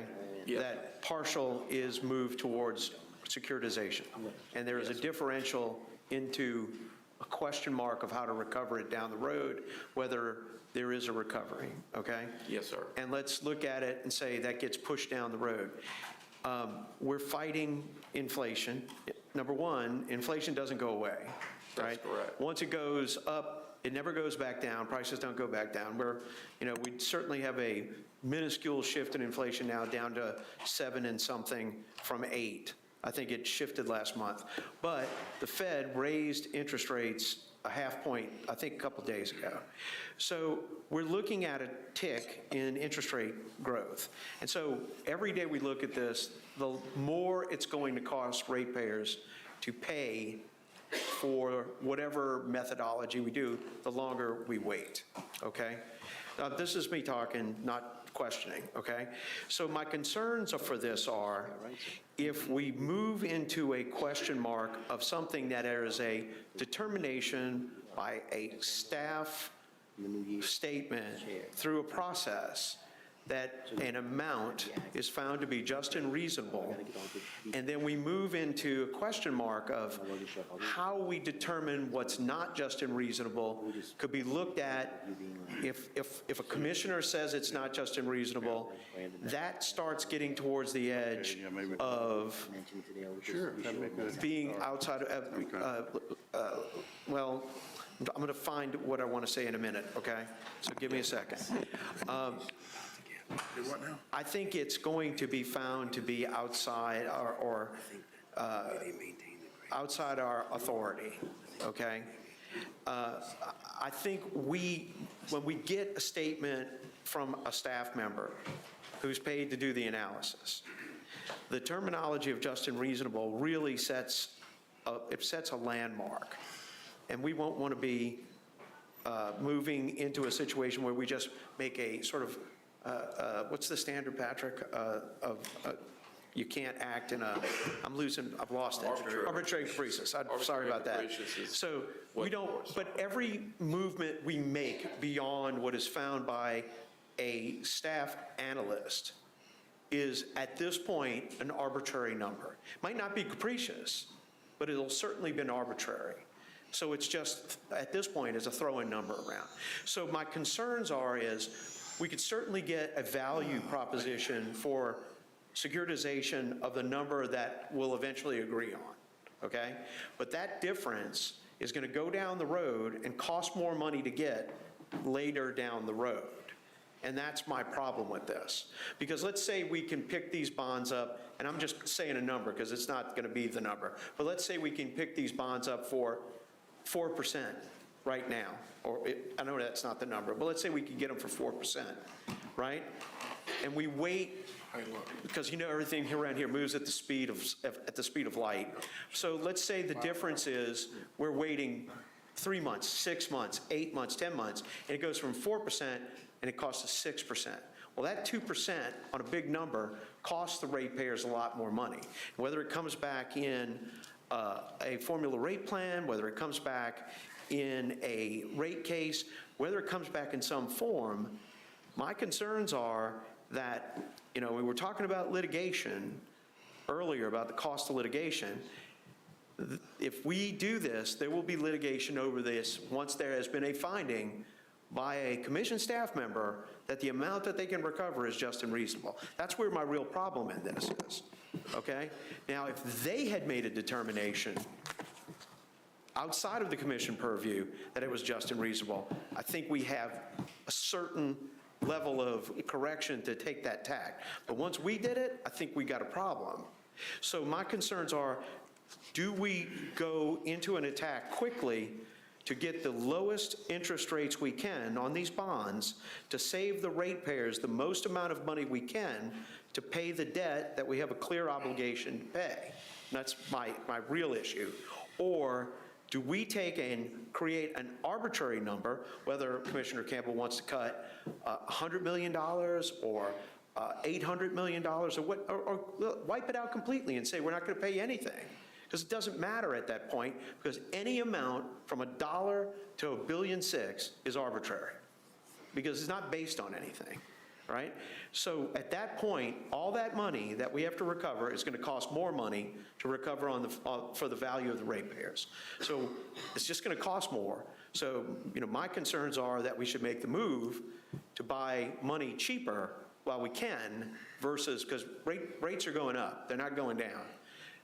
We're trying to follow the actions of the Federal Reserve, which will fight inflation by raising rates higher than the rate of inflation. That's the only way you can fight inflation. And that's the way they do it. And that's the way they did it in the 80s, and that's the way they're doing it now. They're just pulling out the old playbook. So that's my real concern about this. Is that a second on 57? Sir? Is that a second on the 57 move? Well, I think, no, because I think we'll end up in the same place if we move forward. Okay? And I think that's the problem. But what I'm saying is, I know where we're going to go in January, and I'm willing to look at this in January, but I'm going to tell you right now that all the commissioners need to consider what I'm saying is that I would vote, if we had a vote right now, I would vote to go to securitization. Absolutely. Okay? So there's absolutely no question mark in my mind. And what I'm saying is, I think that the other commissioners who would not vote to go to securitization. Well, I know you'd lose a vote, but, But I know. I know where we stand. No, what I'm trying, hang on. Let Commissioner Scrumetta make Okay, a but point. I'm just trying to make this one final point. What I'm concerned about is that if we don't vote to go to securitization, any action we take will be found by any court to be, in the simplest definition, to be arbitrary, because it's not based on anything. Like I said, it's not going to be capricious, because we're not doing it to be mean. We're doing it to do something on the benefit of the ratepayers. But I can tell you this, by the definition of arbitrary, we're just making up the number. And that's my problem with this. Right. And we have, it's an interesting intellectual analysis that Mr. Patrick has put forward, but the problem with it is, and I understand where we are on the vote issue, and I understand we should wait, we're going to wait a month. And I ask that it be moved to the January docket for a review. But I do think that is our problem. And I just wanted to explain what I think the problem is, because while I found your dicta to be interesting to read it, my problem is, yeah, you can do it, but it's kind of like, your kid, says, I'm going to go break a window in the house across the street because I can do it. Yeah, but you got to pay for it. You can do a lot of things, but in the end, you got to pay for it. And my concerns is ultimately, you are going to have to pay for this. Now, the question is, just how much more is it going to cost if we wait? So I'd rather, tackle this problem and get it to the greatest value for the ratepayers while we can. Because I don't want to move down the road and tell people, we cut their bill. We told them we weren't going to pay them anything. We're not going to pay them $1.6 billion. We told them we weren't going to pay them. Well, we found out later we had to pay them, and it only cost you an extra $200 million because we waited and get the interest rates right. That's my concern, and I don't really want that to happen. So anyway, thank you very much. Let me see, do we have any more comments on this topic? Yeah, I'm waiting. Commissioner for my turn Francis, here. please. Okay. Mr. Patrick, Yes, sir. are you part of the staff? Were you hired to assist the staff? Yes, sir. So the whole opinion is from the staff, right? I read this document to try to understand, The research. and suggested you go to 57, and none of that's written in here, this other opinion you have. It's not in here. What you say, it says the commission staff, LURC, Marathon, Lug, and Walmart reached an agreement of an uncontested settlement. You're part of that. Yes, sir. And down here at the bottom it says, there are no unresolved issues, What you dialogue here is an unresolved issue. Why isn't that part of this writing here? When I suggested a 57 to be voted on by us because of unresolved issue, all these people, LURC, Marathon, Lug, Walmart, outstanding companies here in Louisiana. When I read that, and our staff, no problems with supporting this, And I don't get a second on the 57 from any of my fellow guys, you know? And They wouldn't. so They didn't know anything. they're opposing the staff recommendation is what they're doing. Commissioner, I'm not opposing the staff recommendation. I'm simply I was asked to research a specific issue of law as to whether there is a, Isn't that what you're supposed to do when you're hired to do it, is to research all the law? yes, sir. And the report here says there's no unresolved issues from the staff. That's what you said. That's your report, isn't it? Yes. That's what's written here. Okay.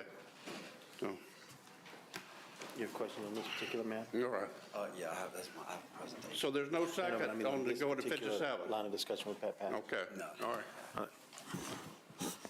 Any more questions for Mr. Patrick? Do y'all want to go now?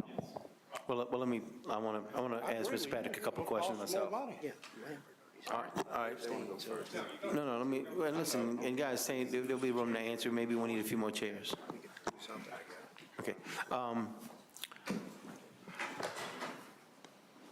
The memo is drafted to say that there's potential for Entergy to, because I want to understand it, but the truth of the matter is, apparently, I'm not going to be here to further the discussion. I just wanted to frame it up a bit. Your memo, and if I can reduce it down to a short answer, would be that there's nothing stopping utility companies from assisting with the storm damage recovery.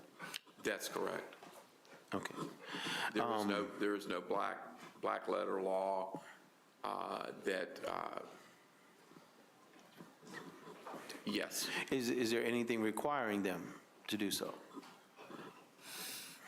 No, I don't think there is. I mean, I think they can certainly ask for, they can ask for a pass-through of 100% here.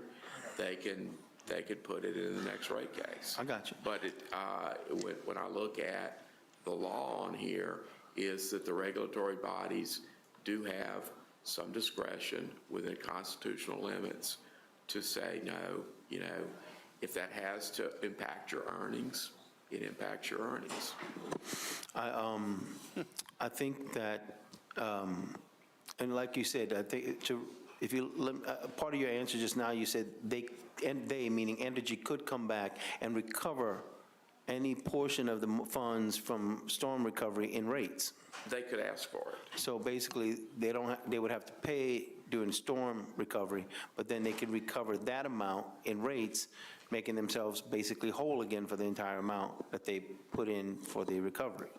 Well, again, that depends upon, you know, the outcome of the rate case. That's Depends kind of upon the a outcome. separate issue, sort of.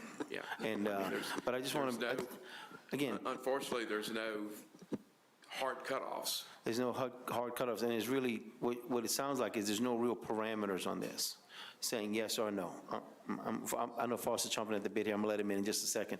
But the, and so what I want to say as the outgoing commissioner today, that I think you raised some really interesting points that we've not truly addressed per se at this commission, that I think needs discussion and development.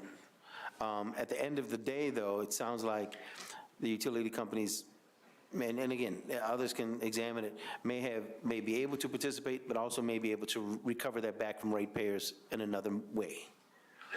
If that's framing it up to some degree, those are the likelihoods. And I think those ideas and thoughts would have to be hashed out. I think Commissioner Scametta, to some degree, talked about maybe hashed out in the courts, maybe hashed out in policy. But whatever way, it would have to be hashed out over more time, which this commission does not have. So I can't really participate in any future or possible discussions on these things.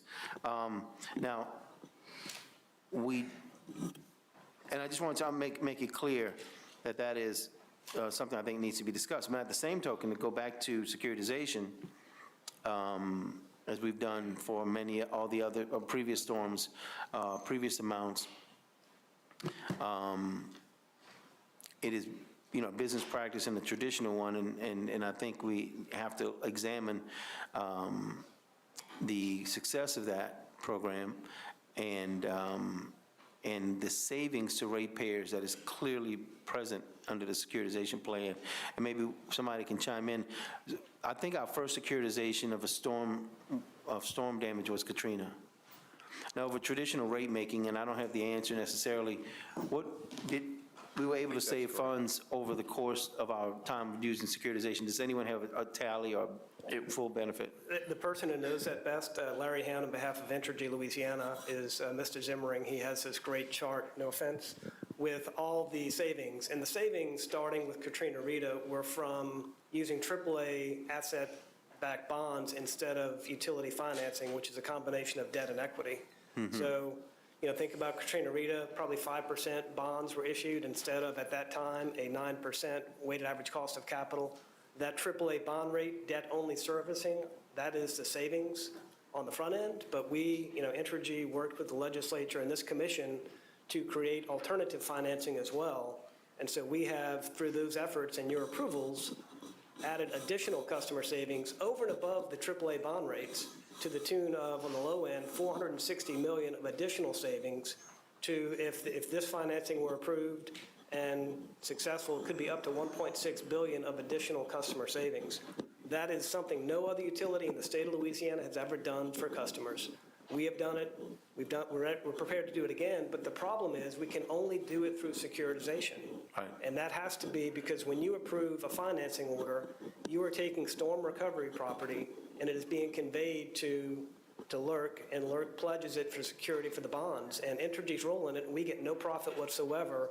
We merely service the bonds. It's a pass-through, zero profit for Entergy. Right. But it is a pass-through. That is the only way securitization works. It's in the statute. Sure. You can call up Ms. Watts on behalf of LERC. She can explain it, but that's how it works. What Mr. Patrick, I believe, is confusing is prior to 2005, when we had the tool of securitization, the remedy to get storm costs recovered would be a rate case.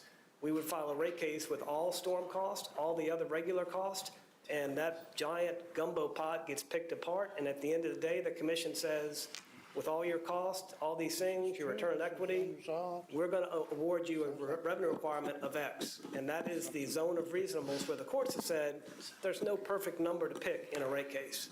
You have to give them their actual cost of equity as determined, and their actual cost of debt, and a reasonable opportunity to recover their prudently incurred costs. And so he's right, there is no single number in a rate case. We've all seen that. But in these securitization cases, it's a pass-through, and it can only be done with the full support of the commission in securitization. Otherwise, you're in a rate case world. The Supreme Court has been very clear, and there is a razor's edge here from the Louisiana Supreme Court in the South Central Bell case issued in 1992. It points out that Louisiana, and this commission's orders have confirmed it as well, that the prudent investment rule is emerging as one of the constitutional touchstones for determining whether the payments the utility is allowed to collect constitute a fair return on investment. And here's the important part. Consequently, a regulatory commission that does not take into account all prudently incurred investment has acted arbitrarily. And that is the basic standard to recover it. We are trying to move away from this world of a rate case where we're fighting about return on equity. How much should the utility earn? How much should customers pay? And we're trying to take all the profit out through securitization, go to the bond market and issue these low-cost, debt-only financings that have benefited customers, to the tune of billions of dollars. And if this is approved, there's additional value to be had for customers. Okay, I want to, thank you, but I want to also add, so the tune has been billions of dollars, and I want to be clear, although I personally was not part of the formal request to Mr. Patrick's memo, I don't think he was asked which was the better deal. No. I think the question was, is it legal, or what's your legal opinion? Not which is smarter, better, wiser, what are the ramifications? Just, is it legal? Until we have that answer from Mr. Patrick. Yes.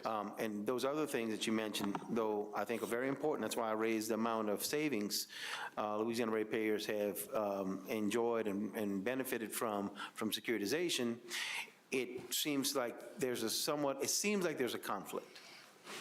Because on one hand, we're saying, look, this saves money, but I don't think that was Mr. Patrick's determination or his what he was requested to determine. He was requested, I think, to just determine whether it's legal or versus illegal, or is there any legal any legal parameters that either allow or prevent him from being able to, for this commission to be able to ask Entergy to participate. Now, that's a bigger discussion, and I think because of the memo, creates those questions that have to be ultimately answered by the commission as it goes, what is best for ratepayers, the next line of questions. And then we can have a formal discussion on securitization versus whatever else is out there. And so I raise that to say, I know securitization works, but it's definitely intriguing to hear Mr. Patrick's findings, and at the end of the day, it would have to be part of a larger discussion to hear exactly what that means to ratepayers. Now, that's the end of my comment. Commissioner, if I may, Mark Klehammer, just to put a point on what Commissioner Skrmeta said about interest rates. Interest rates did go up 50 basis points yesterday. A 50 basis point move on this is about $42 million. So $42 million, we don't know when these will ultimately be issued, but the volatility in the market is significant. 100 basis point, 25 basis points is 42. It's $88 million. It's a 50 basis point move. That's what happened yesterday. So on this speculation, we have an opportunity or potential of delaying issuance and being subject to this market volatility. Just in the month of March this spring, on the first securitization that we did for Laura, Delta, and Zeta, the interest rates moved from 311 to 403 in the month of March. That was $257 million. At the final issuance, which was 4.28%, as opposed to the 276 we were looking at in February, that was $426 million because of the change of the interest rate through securitization over these 15 years. So time is absolutely critical in here. And Commissioner Campbell, I know we had this conversation back in January. Should we move forward? Should we move forward? And we had a debate. We were going to debate it, and let's fight about it. But we recognize that timing matters. Okay, Commissioner Campbell. Let me ask you a question. His mic, please. Mr. Francis brought up an interesting question. He said all these people, Walmart, who else you say? The interveners. All the big companies, they all signed off on this deal. Is that what he said? That's correct. But well, sure they signed off on it. But they have signed off on it. They didn't know about this, though. Didn't know about. No, hold up, Mark. Know about what? They didn't know about what we were talking about. Yeah, they did. Didn't know that the answer could be arbitrary and capricious? Hold up, Mark. You're going to sit there and tell me that you told Walmart there's a possibility that some of this money will be coming back to you? You didn't tell them that.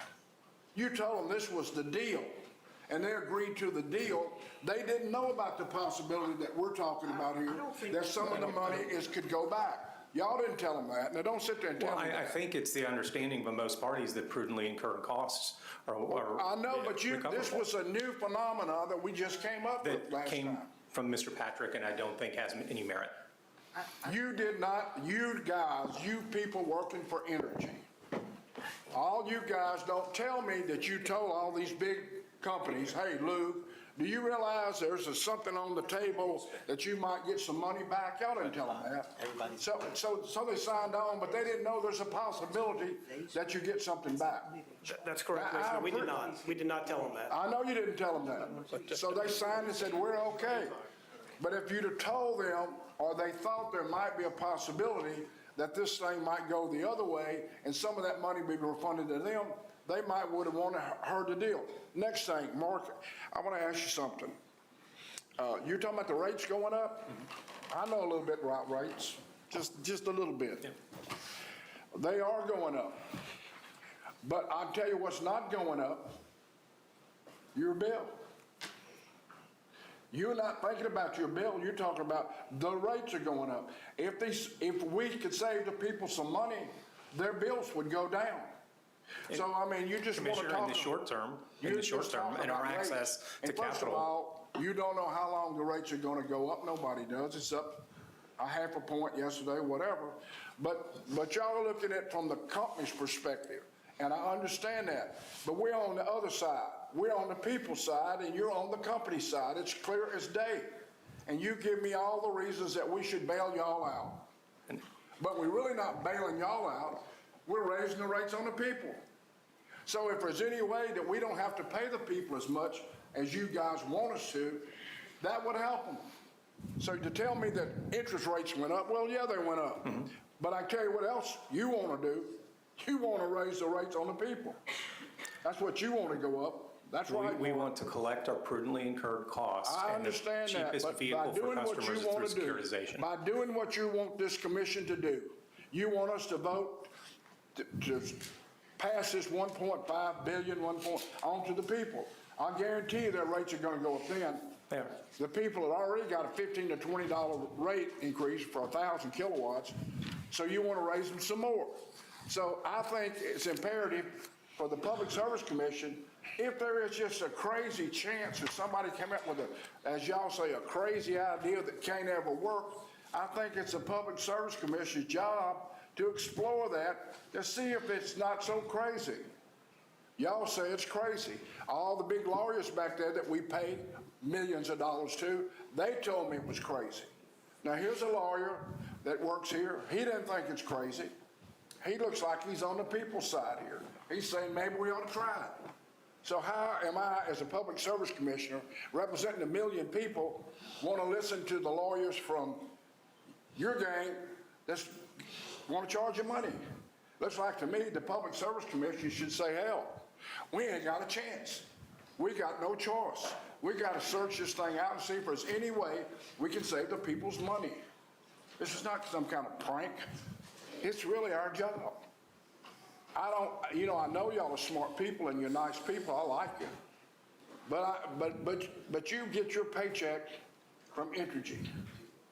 I get my paycheck from the people. There's a big difference there, a huge difference. And when we start listening to you, we're not doing our job. If there's just a fraction that what we're talking about is true, we're obligated to do it. That's like trying to cure disease. This man's a doctor. If there's just an ounce of a new cure, he's going to look into it to help his patient. Our patients are the people, and they're hurting.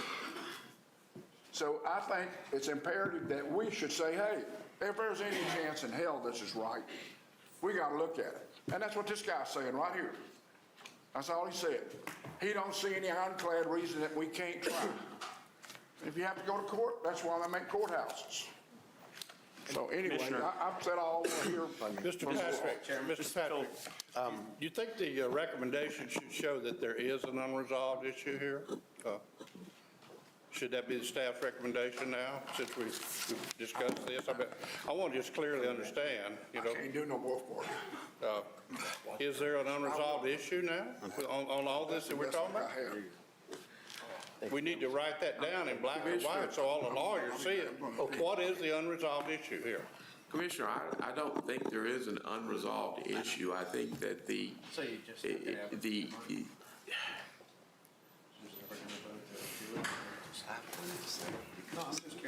staff consultants were asked to look at it from a certain perspective, to review it. And they looked at it and they said, this is a good securitization. These are good numbers. This is an appropriate way to put it together. And I don't second guess that. I don't second guess that at all. I was simply asked separately and apart from working with them on developing, the discovery and everything, to look into the constitutionality, the statutory basis, the legality of the idea that the commission has to, in this docket, allow 100% pass-through. Isn't that already written in a court case in the Supreme Court? No, sir, it's not. This is not. There's nothing in a court case that says you have to give 100% pass-through here. Is it a good idea? Is it a bad idea? Are there policy reasons for it? Are there policy reasons against it? Yes, on all of the above. All I looked at was, is there an ironclad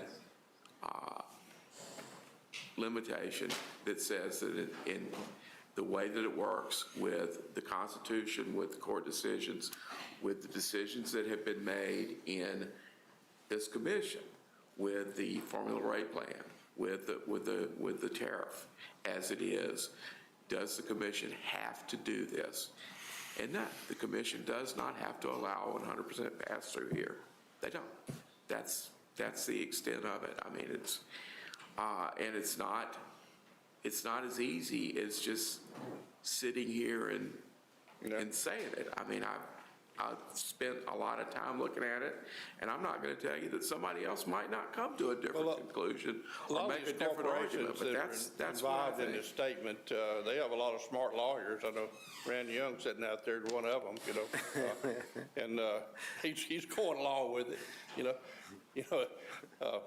So how much money would it cost us to find out that we're going to win or lose in a court case? Because that's what it's going to happen. It's going to wind up being and go to court. And somebody's going to win, somebody's going to lose. If we lose, how much money would we lose objecting to this? Just ballpark figure. 50 million, 100 million, you got I have no interest idea. costs. The time we get through with this, the way the interest rates are going up, it'll be double, you know. Well, if you happen to pay me to lose, I'm not that expensive. But, so it wouldn't be 50 million. But, Commissioner, may I make a point? Yeah. This is not a hypothetical discussion. The securitization delay that we had earlier this year cost customers more than $400 million. So it's not a hypothetical, well, what happens if? We know that the interest rate rise cost those customers $400 million.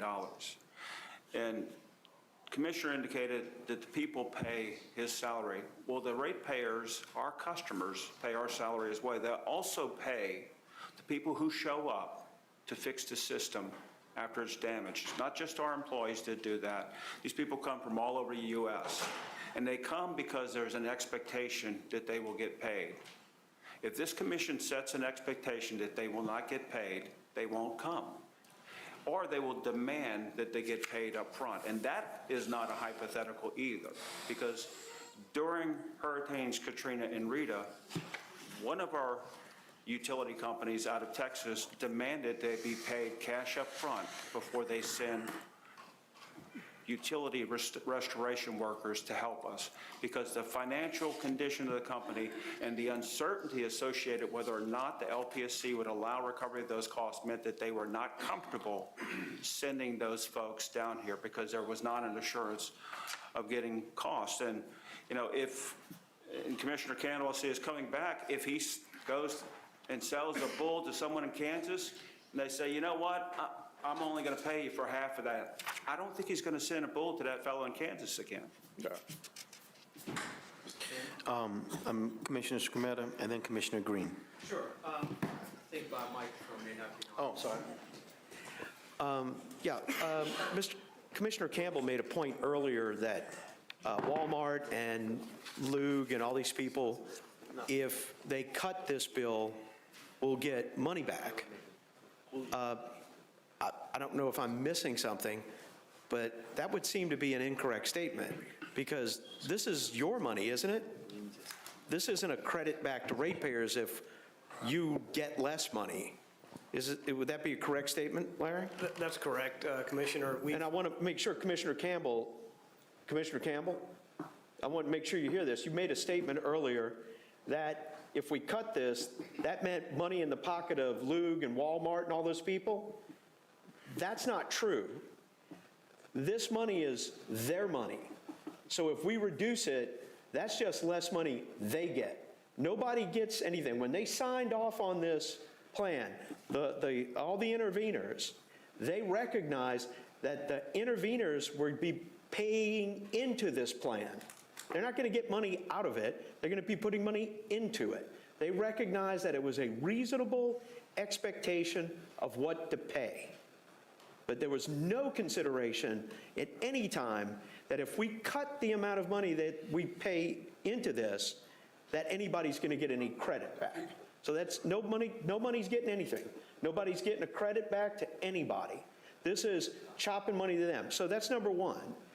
But the bigger problem is that every time we hesitate and every time we get a click of a half point at the Fed, as Mr. Kleehammer said, it's going to be another $42 million on the butcher's bill. So if we look at bringing this to court, we were just arguing over paying one of the lawyers $700,000.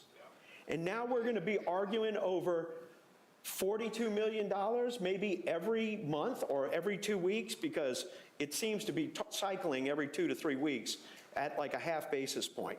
And it's not going to stop.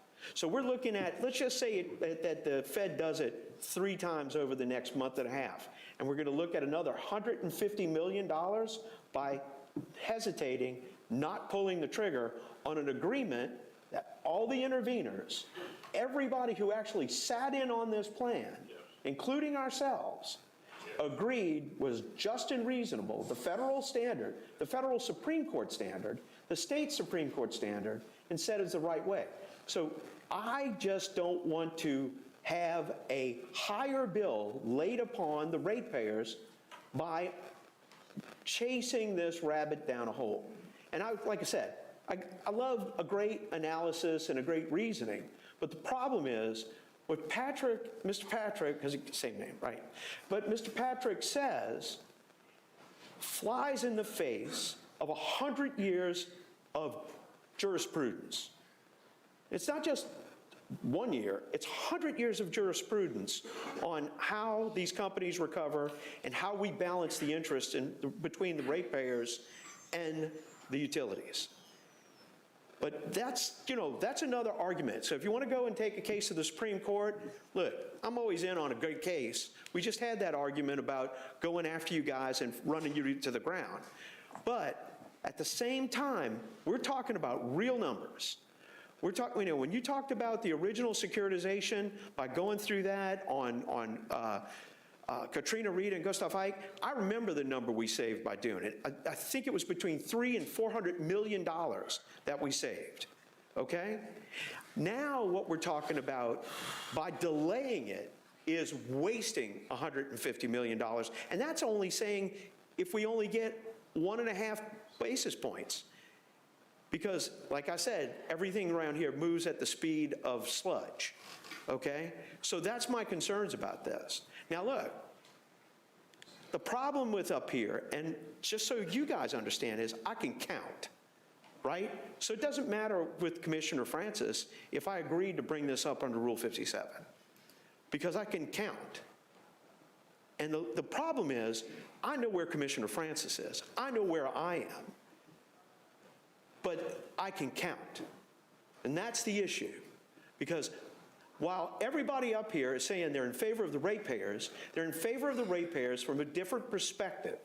Some are on perspective of the ratepayers on what I would perceive at a dice table on a come bet.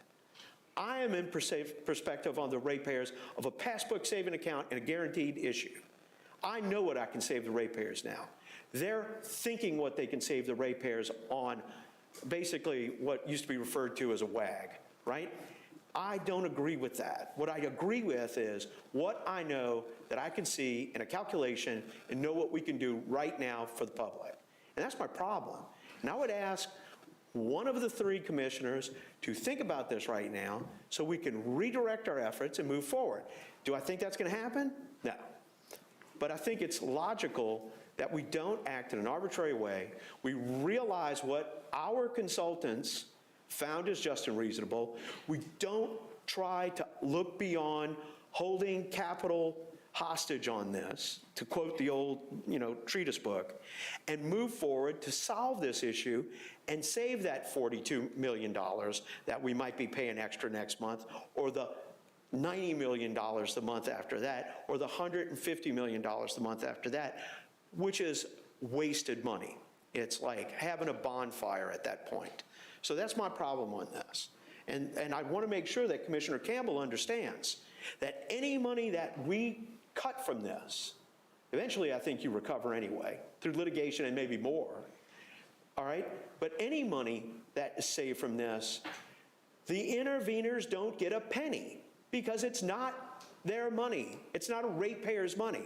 It's money you spent to put the lights back on in this state. It's money you spent to fix transmission. It's money you spent to fix distribution lines, to fix power plants, to make sure that the economy of the state of Louisiana had power and security for this state.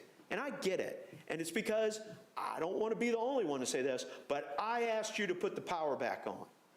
I didn't ask you not to put the power back on. I didn't ask you to do it with fewer people. I told you to get it back on because the public wanted it back on.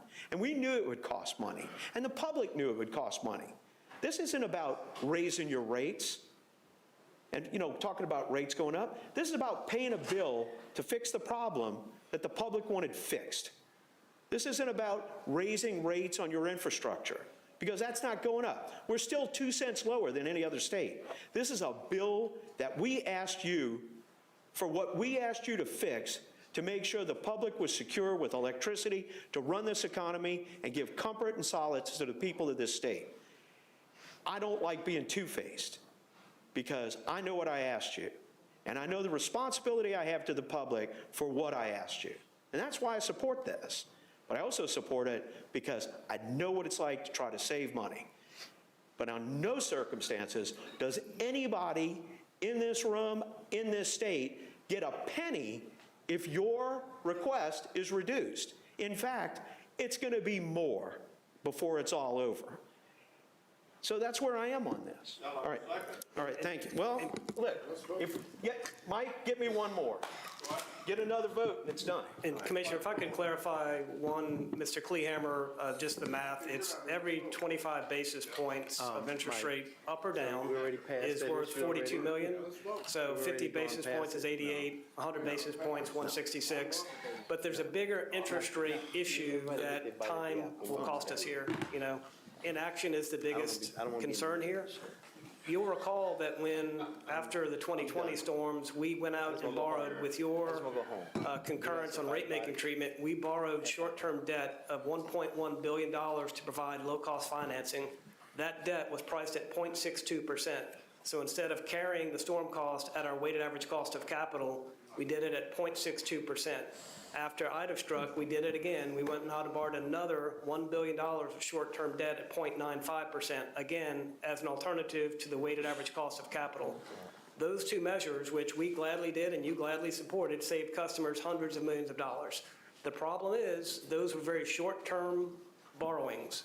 They were 3-year bonds, callable after one. So come this November, November 23, the first tranche of $1 billion, it's about $540 million left on it, has to be paid.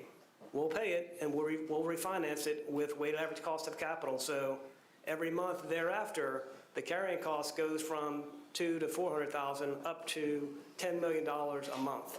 So there's two interest rate issues. One is, what will the rate ultimately be? We can securitize that. Two is, we lose the low-cost financing that's in place today, that if we securitize now, we can carry it forward. And number three, if we're forced into a rate case world and appeals, we're years away. And the carrying cost at the weighted average cost of capital will be hundreds and hundreds of $millions greater than what we're talking about here today. And the last point I will make is the settlement that has been reached and everybody has signed off on has a very favorable allocation of cost for residential customers. So, in this settlement, as with prior storm settlements, these transmission level customers, the industrials, have agreed that 33% of the distribution level costs that residential customers primarily pay for, that will be reallocated so that everybody pays some of that, including industrials. So through this settlement, the industrials, the Lugs, the Marathons, they're agreeing to pay more than their fair share than they would likely be required to pay in a rate case. So this is really, we're making the best of a bad situation. And the paths that Mr. Patrick is urging you to go down, I do not believe are legally supported.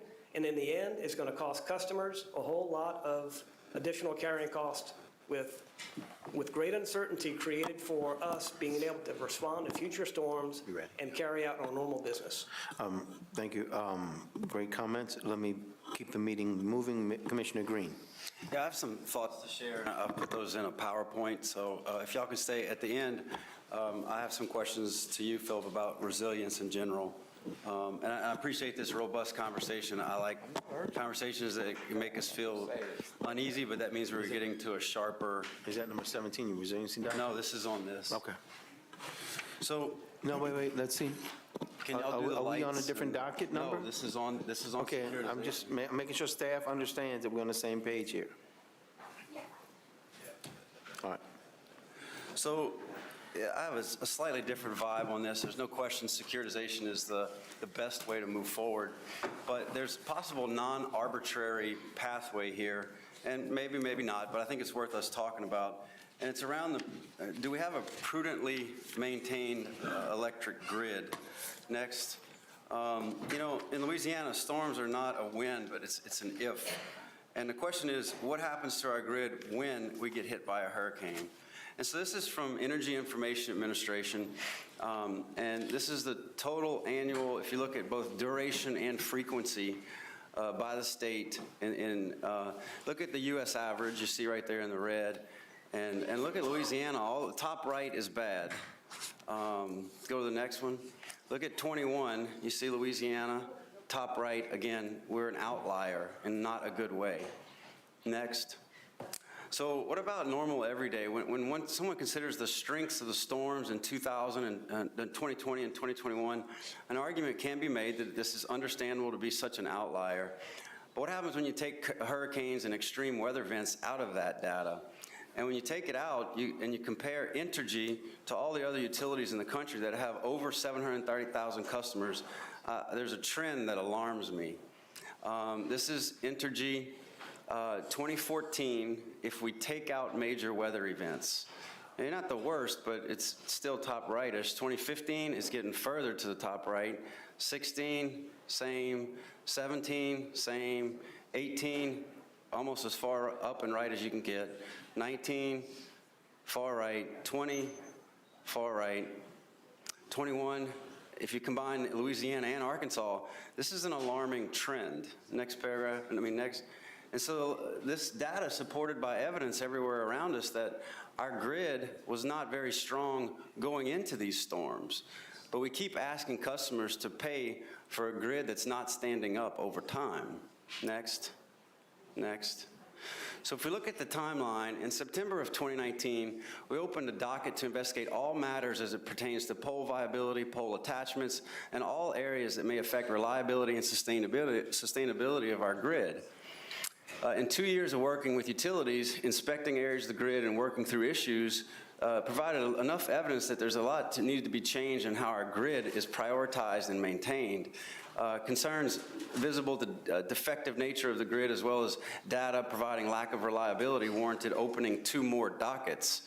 And after opening those dockets, it was a little troubling to me that Philip, that y'all fought us bringing in engineers to further assess this. Now, I'm glad to where we are. And then in November 21, they opened those dockets, one to better understand how storm costs could be avoided with a more proactive grid maintenance practices, and the other is to ensure that Louisiana and its utilities have a comprehensive resiliency plan. And these directives made it clear that the commission needed to hire engineers to ensure a prudent grid maintenance and planning is taking place and established for the future.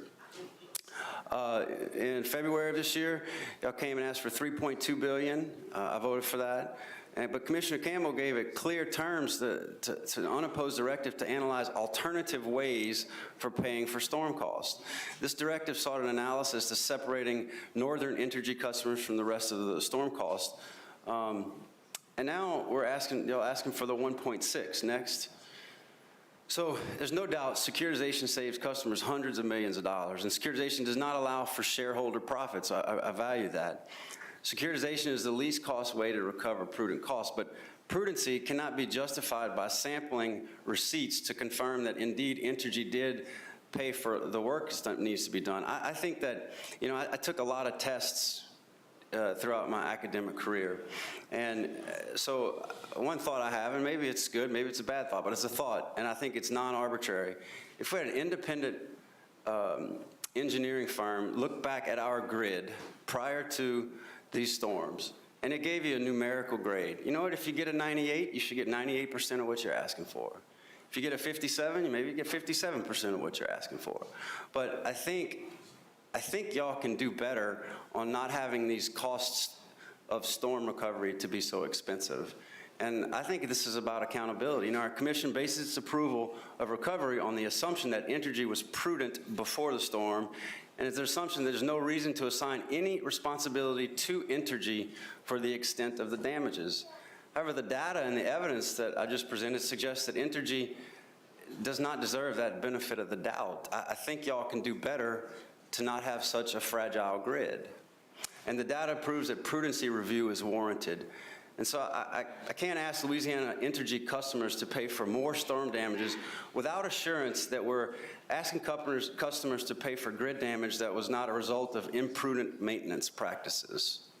So I would like to see a deeper analysis, perhaps by an engineering firm, of what is the grade of the grid leading into the storms.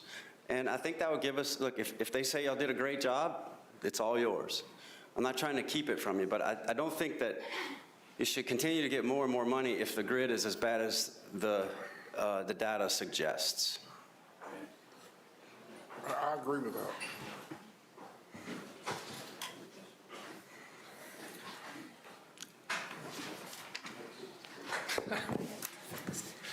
That's like asking. If I may respond to that.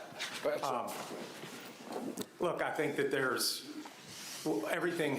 many things have been said today about the risks associated with rates, interest rates. I think that your position and pointing to Louisiana and Entergy Louisiana and prior storm maintenance is inconsistent with the position that you and this commission has taken with other parties. And I will go back to February.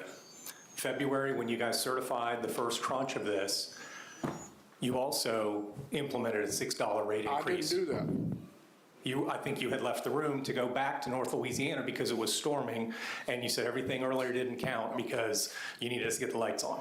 But there was a $6 charge put on Demco's bills for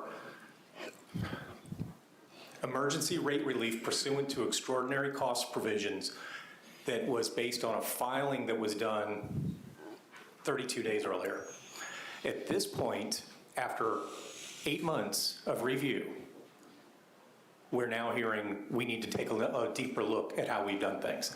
The other distinguishing factor I would have here is, for the last 12 years, Entergy has met its SAIDI or safety targets. Entergy Louisiana has met its SAIDI safety targets for 21 of the 24 opportunities. Demco has met them once. See you, Craig. See you. That was a. May I add to that as well? You know, Entergy began investing in its grid begins much like what we do with our storm recovery. We start at the power plants, and we've invested in power plants. We've worked the commission. We have purchased power agreements in some cases, have acquired plants through that were available in the marketplace, and we've built some plants. And the commission has been helpful in terms of improving the efficiency, the reliability of those power plants. We also have invested in the transmission grid and have for about a decade now, and we have shifted recently to that last mile, to the distribution system. Well, we came to this commission in early 2020 and said, we need to invest more in our distribution system. And at that time, and this is part of our formula rate plan, we asked for a specific distribution rider and a larger amount of funds to be spent to focus on distribution reliability. We were told at that time the commission did not support that additional funds.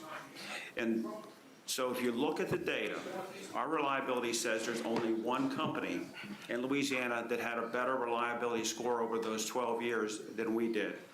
When we came to the commission and said, we believe we need to spend more money on distribution, this commission said we can't support that.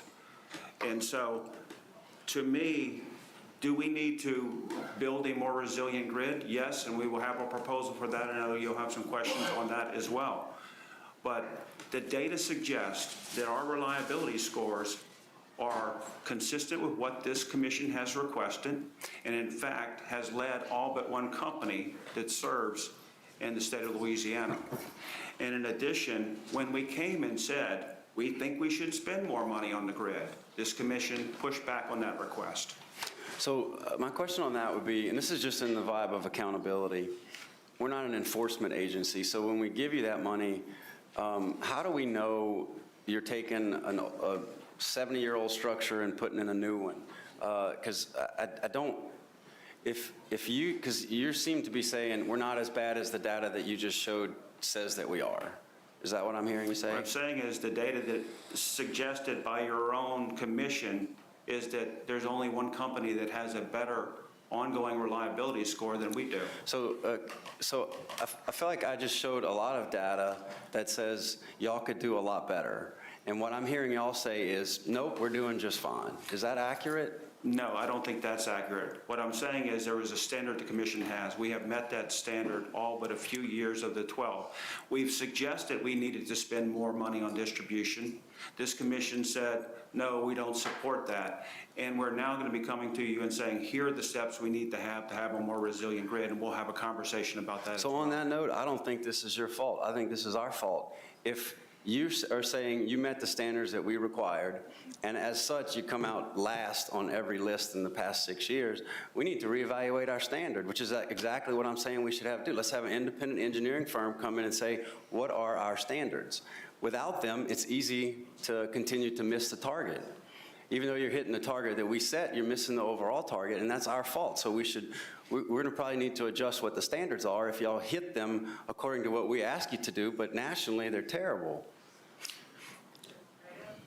I'm not sure there's a question there. No, it was a statement, but it confirms that, you know, I'm glad I'm bringing up, let's see what the score was leading into this and how can we do better. Now, maybe if they determine that's not y'all's fault because y'all were maintaining according to ours, well, that's a great transition into the next questions that I have for you about resilience. I'd like to comment. I think that we are aligned going forward on how we make Louisiana look like other jurisdictions. You know, you can have the chart and you've got to recognize that the Gulf Coast is different than others. And your other chart that you had months ago rightfully points out to one state standing out in the Gulf Coast, and that's Florida. And that's been a 20-year effort in the state of Florida to move forward. I think we're 100% aligned on that. I think where we are not aligned clearly is that we have met the standards that this utility, that we have been asked to do by this commission. We have had a review for prudently incurred costs. Others who have had reviews for prudently incurred costs have been approved. One, frankly, in 28 days before a report came out. We're 8 months in, we have a fuse burning on costs associated with our customers, and the cheapest possible way to fix that is to move forward today on securitization. Well, and all I'm saying is before I approve $1.5 billion, I need more information. And if it's on us, then y'all should get it, and we should change our standards to make y'all do better. If it's on y'all, then I think maybe you should have some skin in the game on this. I mean, you could have done better. But if we're not requiring y'all to do better, then I think you should get it all. Commissioner Scremetta. Thank you. You know, Commissioner Green's been wanting to hire this engineering firm for a while, and we get that. And probably next January, he's going to get him hired, build a bigger government, whatever. He's going to set more standards, whatever. You know, those are standards you can set for yourself. And like you said, those are standards you wanted to set, but the commission said no because it was going to cost more money. It's going to increase costs for ratepayers, which we're going to do anyway by delaying implementation of solving this issue.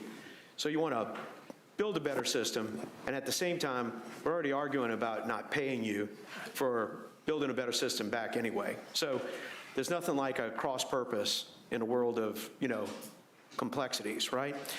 I wanted to ask you a specific question because up until now, Louisiana's had a reasonably good position with the bond market.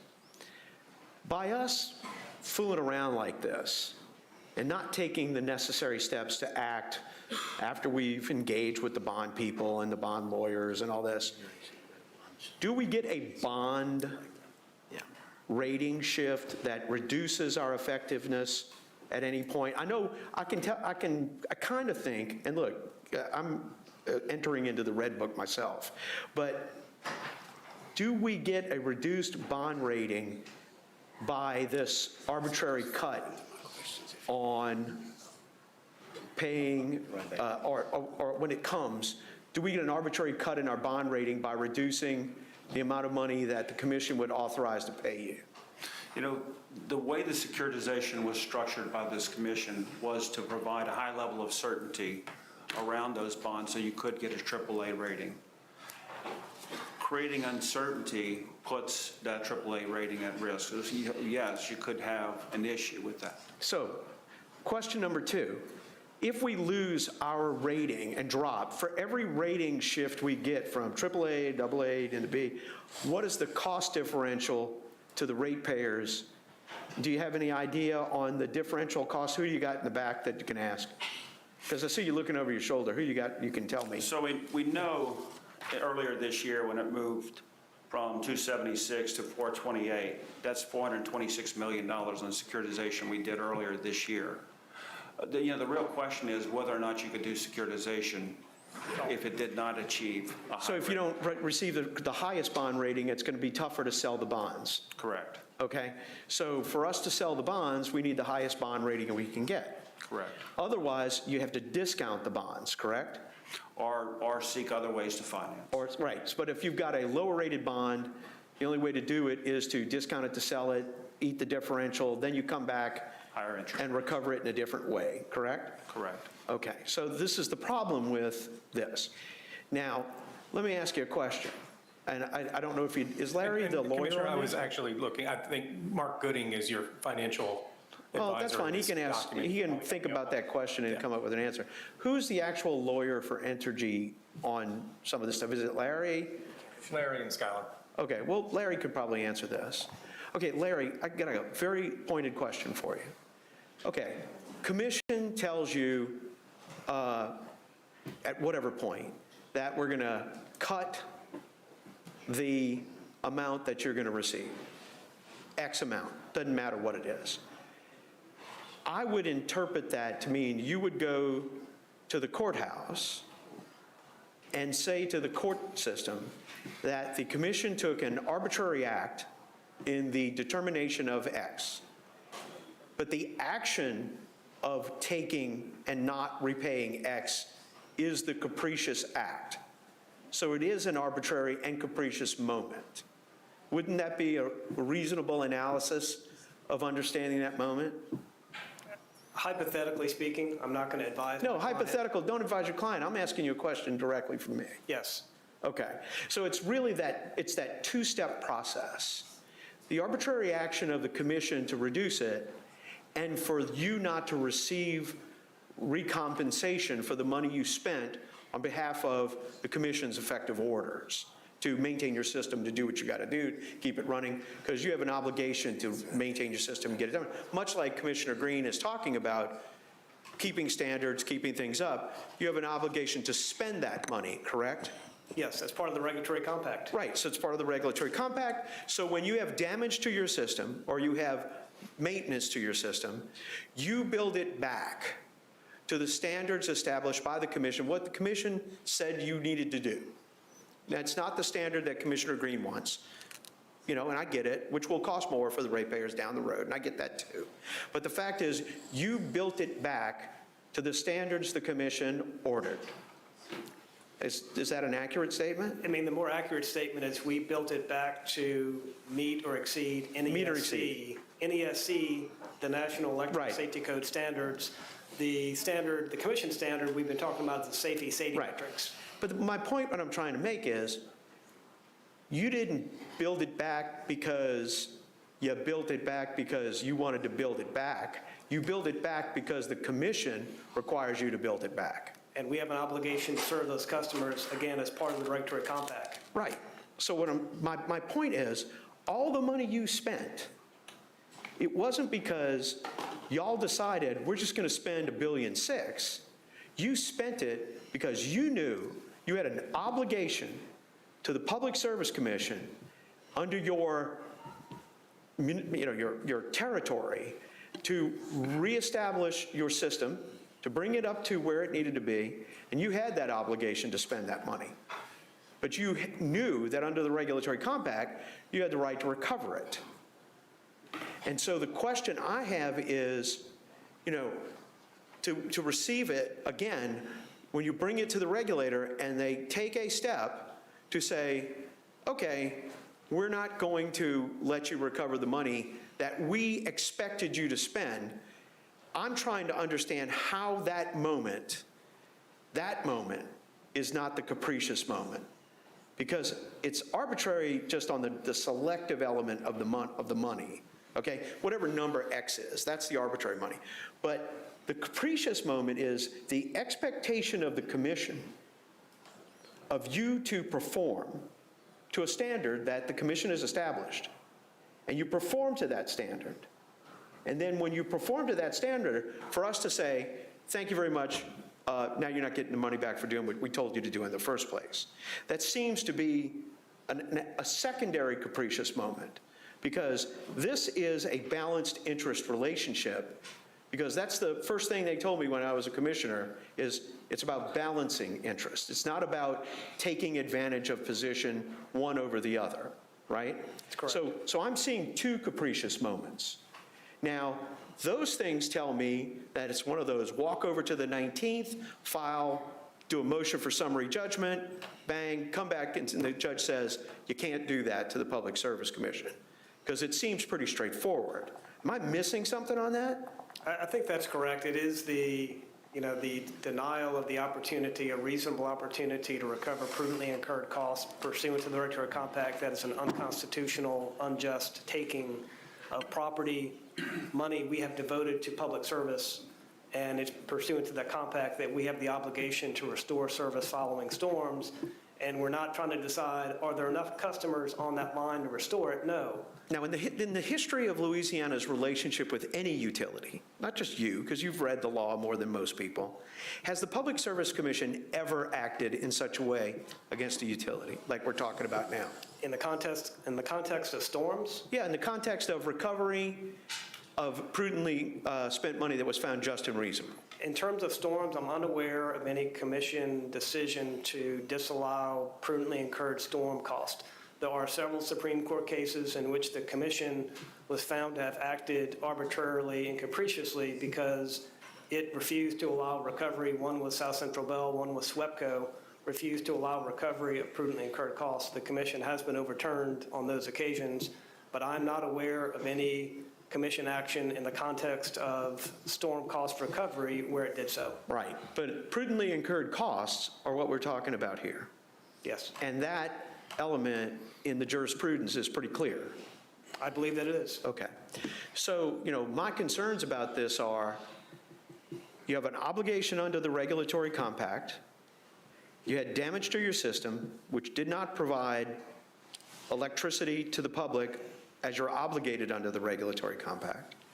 You begged, borrowed, whatever, did everything you had to do to get the money to reestablish the system, and you are now presenting the amount for recovery, correct? Yes. And like Commissioner Green said, he wants you to have the standards better than what the commission has established now. Some of your standards, from my understanding, are better than what we have established. And the goal down the road is to establish more improved standards, right? So. And a prudence review. Well, prudence review is fine. But impeding recovery to gain a prudence review at the cost of more than $100 million to the ratepayers, just so we can hire an engineer and build a system of bigger government, is not a prudent decision on the benefit of lower cost recovery for the ratepayers. And that's a real problem as we look forward to resolving this issue. We're going to get an engineer. We're going to develop the system. We're going to improve ourselves. There's a certainty in the count Okay, we get it. But the problem is, the problem we face now, which is resolving the issue that's in front of us without taking a step that holds the commission and the companies hostage to where we are going to be in a position to where we're going to cost the ratepayers. As I see it, we already know it's going to cost them another $50 million by this delay. That we should take action now. We should make this happen. We should save the ratepayers' money, and then we're going to move forward, and we're going to do exactly what you're talking about. We're going to make it to where there's going to be higher standards, which are going to create higher costs down the road, and those will be in rates. Those will be permanent.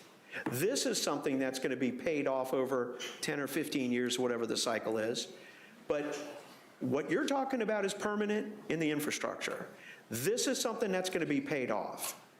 But we need to act, or it's going to be tough to borrow money in the future. It's going to be more expensive for us to borrow it. We're going to affect our bond rating. We're not going to get linemen to come here when we do have a disaster, and we're going to be impeded and cost greater expense.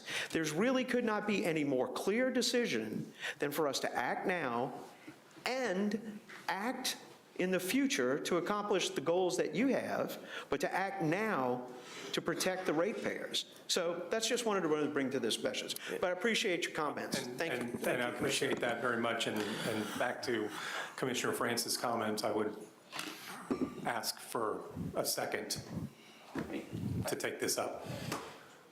We know what the risks are. You know what the risks are? Okay, can I ask for a revote on the Rule 57?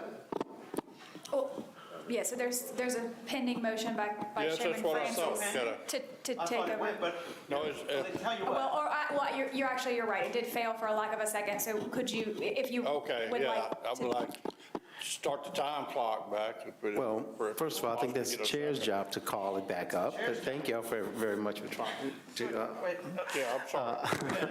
That's what I meant, that's what I meant, Chairman. well, there's a couple of things that have happened now. We are Commissioner down, who has left us. This matter was settled. I don't know that we can just drag it back in right now. If you have a unanimous position, we can bring it back up for a revote on Rule 57. Okay, so I do think we've been here and passed this one already.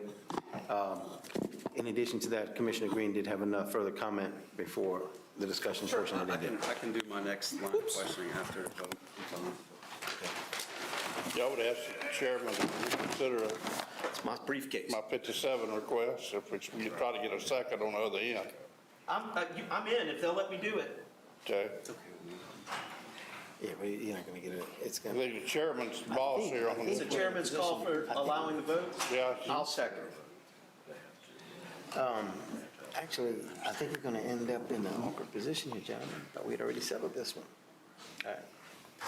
I don't know. What's our quorum here? 3, 4? Yeah, we got. Oh, we got a quorum. We might. Oh, it's 3. Just checking. Three's a quorum. Okay. Well,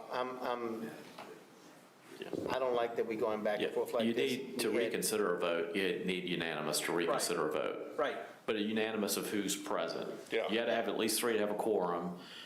However many are present, you need a unanimous number of them to reconsider a prior Still vote. unanimous to have the vote. Correct. Well, let me touch on something right here. All right, let me be clear. Okay. Everybody out there listening to me, everybody at the table, staff, my fellow commissioners, and anybody watching at home.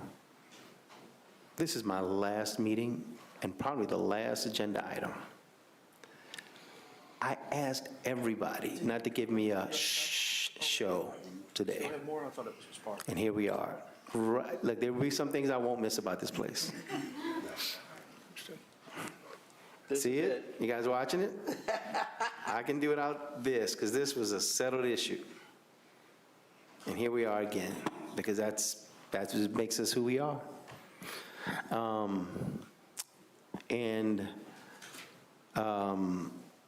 I think that I'm going to be perfectly clear. I've been a huge fan of securitization, but there's a lot of new information that has risen up in the last few hours. that changes things. It also, based upon the fact that we had settled something, I believe in fair dealing. I think there's a place in Louisiana called Fair Dealing in Louisiana that keeps getting brought up. Plain dealing. Out of plain dealing, is it plain dealing? I don't know, it's not my thing. It's plain dealing, okay. A commissioner left Virginia. based upon a vote that was settled. And I don't know if that's fair or plain dealing. This, these are the kind of things that make it very difficult to sit in this position. I believe in securitization, but I'm also worried about some prudency issue. And I'm also worried about the Patrick memo that has given things a different twist. And I promise you, more than anybody in this room, I would love to come back in January and have, and tussle with you again on this one. But that is not where I'm going to be in January. This is somebody else's fight. So I'm not taking this back up. And out of respect, Commissioner Scametta, out of respect to my fellow commissioners, I think it's a little disingenuous to all of us voted in a fair, square deal to now get all worked up and try to undo something we already did. Now, I don't mean we've gone back in the past. I know there's precedent for us to revisit items within the same meeting.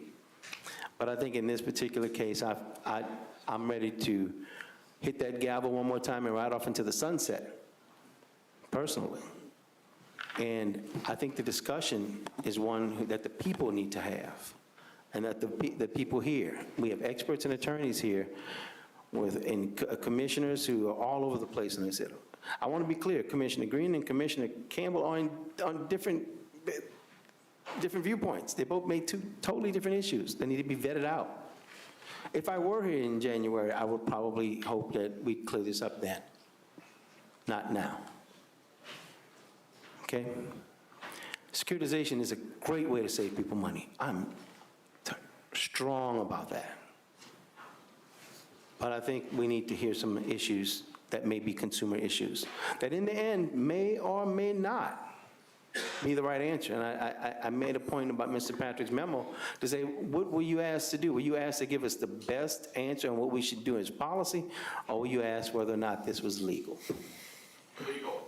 I know the answer. I asked you already when you were sitting right here. We heard you. You're right, it was just legal. It wasn't the best answer. And I heard Commissioner Green's presentation. I actually asked for a copy so I could spend a little more time and chew on it, because even right now, I saw it, but let me dive into the numbers a bit. Let me call our attorneys. Let me sit with staff. Let me sit with the people at Entergy. Let me sit with our other experts on this to see if this has any legs. You know, it's only fitting that we have a difficult closing that I did everything I could to not have today. But I'll tell you a story about me. This commission is known to have difficult days and difficult arguments and difficult commissioners and different viewpoints. We're so well known for that, that as I became chairman this year, and we've had some real difficult topics come before us. I mean, $100 million deals left and right, and MISO deals, and you name it. Just all sorts of huge deals that have come before this commission that we had to figure out, and we had a huge impact on ratepayers' money, huge impact on reliability, huge impact on the utilities. And I would think as I would leave the meeting, I would get feedback from people to say things like, oh, great deal, you saved ratepayers $100 million today. They wouldn't. They would say, Commissioner, you did a great job managing your other commissioners up there today, because they realized that the job was so much harder just to keep the commissioners along the lines rather than sometimes the results that we get. Ultimately, this one, I hope this commission really, really focuses on the ratepayer going forward. I really do. I've spent 18 years at the end of this month doing that. And I'm getting sent home anyway. So just remember that this is your fight, guys. And I think there's some arguments to be made but do what's right for the public, okay, guys? I want you guys to handle this one going forward. Now, there's enough, I can count two. I don't know that we're going to get this one solved today, but I tell you what, it could have been. So I just think the questions are still looming before there's a final conclusion. And I think this commission needs to handle it in the future. I want to thank you for a really good effort in this one. But I'm not going to revisit this item. And let's keep this show moving. Are we done with this one, or we're going to move to? I was ready to move to Exhibit 17. Before I close the door on this one, let me talk to my commissioners 1 second. Are we good, guys? Everybody's good? Commissioner Francis? What's that? We're good? Okay, we're good. All right. There are people on all sides of this one, and for those who wanted this one done, I'm sorry. And for those who wanted a different conclusion, I'm sorry for them too. But I gave a lot to this commission and to the people, and I'm ready to move on to a different item. Exhibit And number I hope that the wisdom of the 5 commissioners here benefits the people of Louisiana going forward. Exhibit Next number item. 17 is undocketed. It's a discussion with Entergy Louisiana regarding the company's resiliency plan, and this is at the request of Commissioner Green. You want them to stay up? Yeah. Okay. It's for Entergy. I didn't. And Chairman, make sure his mic is on, please. Oh, it's on? Okay, So thank you. just a few, this shouldn't take long, just a few questions. And I think everyone's excited that we're going to become more collaborative and get on the same page and hopefully avoid and not repeat the problems that we've had in the past in the future. So this is just meant to do that. Philip, is Entergy aware that our commission has several infrastructure dockets opened, one of which is meant to be a collaborative, comprehensive statewide resiliency planning docket such that all Louisiana utilities, and therefore the state in general, is better prepared for hurricanes? Yes. So why has Entergy not answered the LPSC staff questions related to the resiliency docket? And Commissioner, I'll answer. This is Larry Hand on behalf of Entergy Louisiana. In docket R36227, which I believe is the statewide infrastructure or resilience docket you're referring to, the questions that were from staff were very high level, basically listing a bunch of risk factors and asking utilities to say the high or low. And that is how utilities have thought about risk in the past is, are you exposed to storm risk? Are you exposed to wildfires, things like that? We are in the midst, as we have talked to you privately and in our discovery response as we amended it, we're in the midst of developing a robust resilience plan that doesn't look at, high level, what are the risks you face across from the beaches of Grand Isle to the Arkansas state line. There's so many risks in between, as we all know. So what we have embarked upon is a study that looks on an asset-by-asset, region-by-region basis and try to look at those things. What are the risks we face and how do we mitigate them to become more resilient? And that's a detailed study that's taken time. We're anxious to get that filed and shared both in a utility docket as well as in the rulemaking so that we can have that further dialogue come up with it. But anything we could have said in the discovery responses would have been premature because we hadn't finished the plan. As an attorney, I've advised Entergy Louisiana, and I'll take responsibility for any frustration you or your staff has experienced from those responses. It was my judgment call that let's not try to get ahead of the regimented study. Let's get the facts, get the experts to tell us how we should think about that and present that to the commission versus kind of taking the old way of thinking, yeah, we have storm risk, we have ice, we have wind and those sorts of things. So that was my judgment. If it frustrated you or your office, I do sincerely apologize. Well, what I'm just looking for is, and I think y'all have a lot to offer. We talked about this privately, but I think the public should know about making all of Louisiana more resilient. And so this is us kind of saying we need your help.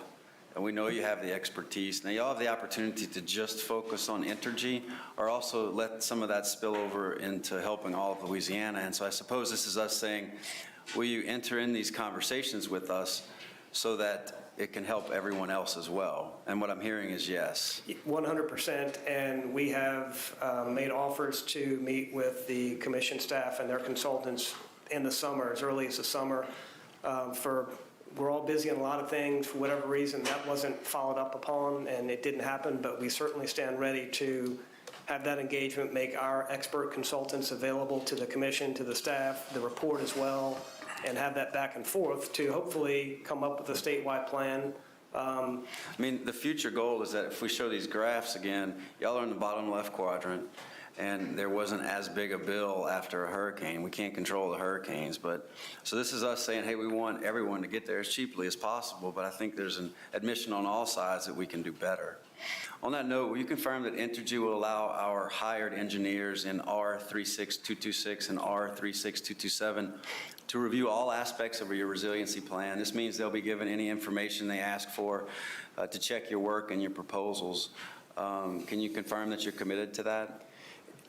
I will caveat it by saying, to the extent there's any confidential information, it would need to be subject to those protections. We do expect that the resilience report, which we will make it available to the commission's consultants, that will be a public. The report will be public. There are attachments that go line by line. This is what we think it will cost to harden this line. That will be confidential for market reasons. We don't want EPC contractors who bid on the work to know what we thought it cost. So that's an expected lawyer answer, but can you confirm that y'all will let your engineers meet with our engineers? Yes. Okay, thank you. How much, do you know around about how much money Entergy's going to seek to recover from your customers to pay for a separate resiliency plan, or that will be in the plan once you present it? It'll be in the plan. I think you've seen in public filings, Entergy Corporation system-wide, what that number is. You can kind of figure out that Entergy Louisiana is roughly half of that, so you can kind of back into what that could be, but the 5-year and the 10-year plan and the expected spend will be set forth in the filing and the report that'll be made available. And is the plan to rate base these investments, or at a full ROE, or seek a more affordable way of paying for it? So we're open and including federal funding, and we continue to look for federal funding for that. But yeah, we're open to other suggestions how we fund that. But likely the bulk of these investments will be rate-based. And then barring any confidentiality issues, can y'all help make this more a team effort to share with any Department of Energy or federal government funding that you may get that maybe perhaps all of Louisiana can join in on? I know that it's a robust analysis to really investigate the Infrastructure Act, but we need help on that, and I would love for it to be collaborative. Look, I'm not anti-Entergy, but I just need, if it's our fault that y'all met the standard and the standard wasn't low enough, that's on us. I would like for all of us to agree that it would be best for us not to be back in this situation with such big numbers after bad hurricanes. So I'd just like for us to try to do better. And I'd like to hear from y'all that y'all would like that too. Good, very aligned. All right, thank you. I have no more questions. Oh, I have some questions for staff. Thank y'all. Can we compel the utilities to take part in our resiliency docket and to answer our staff's questions? We have subpoena power, generally speaking, in the commission's rules of practice and procedures, so that applies to just about everything. So what I'm hearing, and we hopefully won't get to that point, but we need your help. Will there be a problem in getting Entergy's resilience plan over to our engineers if Entergy files a separate docket? Specifically for R36226 and R36227. I don't believe there's anything that's not public. What? I missed that, Mark. What did you say? So two things, Commissioner. It will not be the resilience report will be public, so it will be available for you to post anywhere to provide to them. But I also committed to you that Entergy will file an addendum to the discovery responses in question in those dockets and attach that report. So there's no question that the report is available for whatever stakeholders in that docket, whatever consulting engineer is in it, it'll be there for them. I just want to make sure we're not setting a negative precedent for other utilities who are watching and seeing that they can ignore things that we ask for in a rulemaking. And what I'm hearing is y'all aren't ignoring it, you're just not ready to give it to us yet. I think that's a fair assessment. Can we get a procedural schedule set in our resiliency rulemaking, R36227? Certainly. Yeah, I mean, that's something staff is here and. Let's have you that with for next consultants. month. Let's Sure. just get a schedule. Can we ensure that our resiliency rulemaking is finished expeditiously and before any utility resiliency filings are brought to the commission for approval? I think that can be put in the schedule as well. And can we be updated every other month on the progress of our resiliency docket? Yes. All right, thank you. I have no more questions. Thank you. I did want to make a comment that, I guess that closes number 17, right? All right, I want, something that wasn't said, because I guess the meeting started by catching me a little off guard. I wanted to make an announcement, so I waited to the end, is that, and I hope, I don't know if Mike mentioned it in the beginning or not, but I wanted to let everyone know about this, the huge weather event we had in southern Louisiana, mostly in my district, in Commissioner Scrumeta's district. I don't think we raised it. In parts of St. John, St. Charles Parish, Jefferson, Orleans, and St. Bernard were hit by tornadoes last night. Lots of utility damage, but lots of house damages, and there was even loss of life. And even though that's why I was asking you to stay for a second. Yeah. Wait, well, Mark said numbers. The last I heard from the governor's declaration was 21 confirmed tornadoes in Louisiana. And that actually stretches from Foster's district down to New Iberia. Absolutely true. All the way across. Absolutely true. And, you know, 1.2, when people kind of ignore forecasts, and I'm not talking about the Weather Channel, I'm talking, it's a joke amongst my staff. The National Weather Service had put this bullseye on where they said there were going to be tornadoes. And if you look at the overlays of those tornadoes, they did a pretty incredible job on telling us where it was going to be. So Yeah. just for future, pay attention to those forecasts. So I do want to hear that. And another thing is that it was based on those forecasts that we delayed the meeting on Wednesday. You know, I think, you know, not to make light of it, but just, the guys just didn't want me to leave. It stressed me out another whole day. And I was up all night going into Algiers and Gretna and Marrero and other places like that around the district, looking at storm damage, New Orleans East, Lower Ninth Ward, Algiers, and a lot of people are hurting there. And so as we discuss this Ida storm damage, I don't know the impact of this storm on the utility system. I don't think we have a whole lot of reserve money, if any. So as you guys move forward, be real smart about your decision-making on storm damage. Mr. Klima, can you give me an update or report? Yes, Commissioner, and I apologize that I didn't have this written out. I want to say that we peaked around 35,000, a little north of 35,000 yesterday. At this point, it looks like we have about 5,000 customers out in Jefferson, 1,200 in Orleans, and about 2,500 in St. Bernard. And I believe the expectation is the vast majority of those will all be restored by end of evening tonight. There will be certainly carryover with folks who have initial damage. Do you have an estimate of how many people will not be able to take power? How many, structures are impacted at that level? Yeah. The microphone is on, use your microphone. Sorry, do you have any I estimate don't. on how many structures are incapable of taking power? I do not. I don't know if Philip has more info, but certainly we'll get it to you within That's fine. a half an hour. That's fine, thank you. Okay. So you feel confident that by the, because I've talked to all the parish presidents, or at least texted or called, talked to every one of them.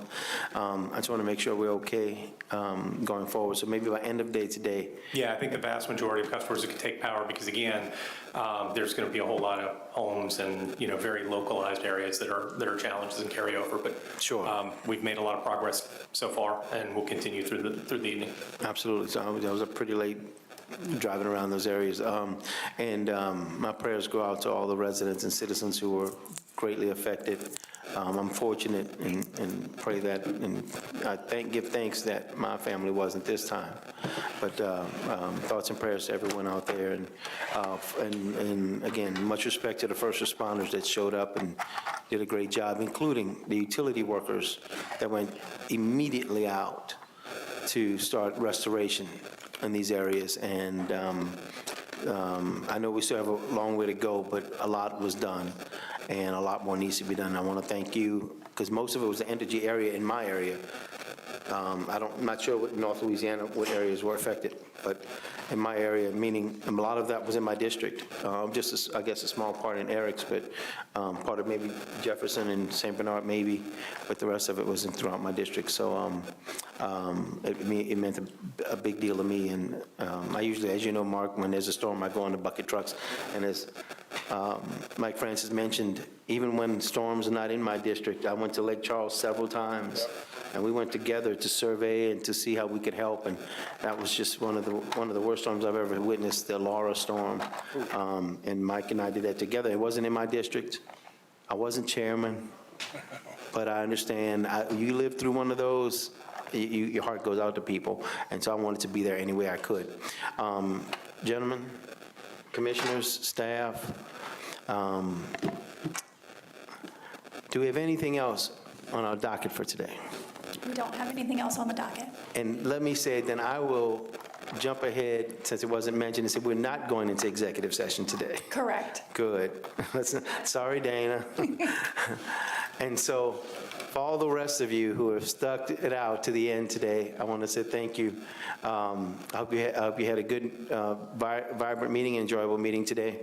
And I wish everyone Godspeed and good luck in the future. Thank you all very much. We need a motion in a second. Okay. Have a Merry Christmas to us.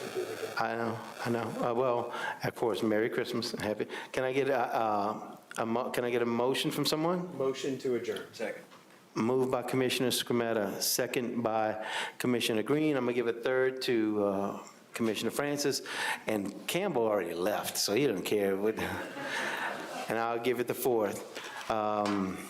Motion accepted. Thank you all very much. See y'all later.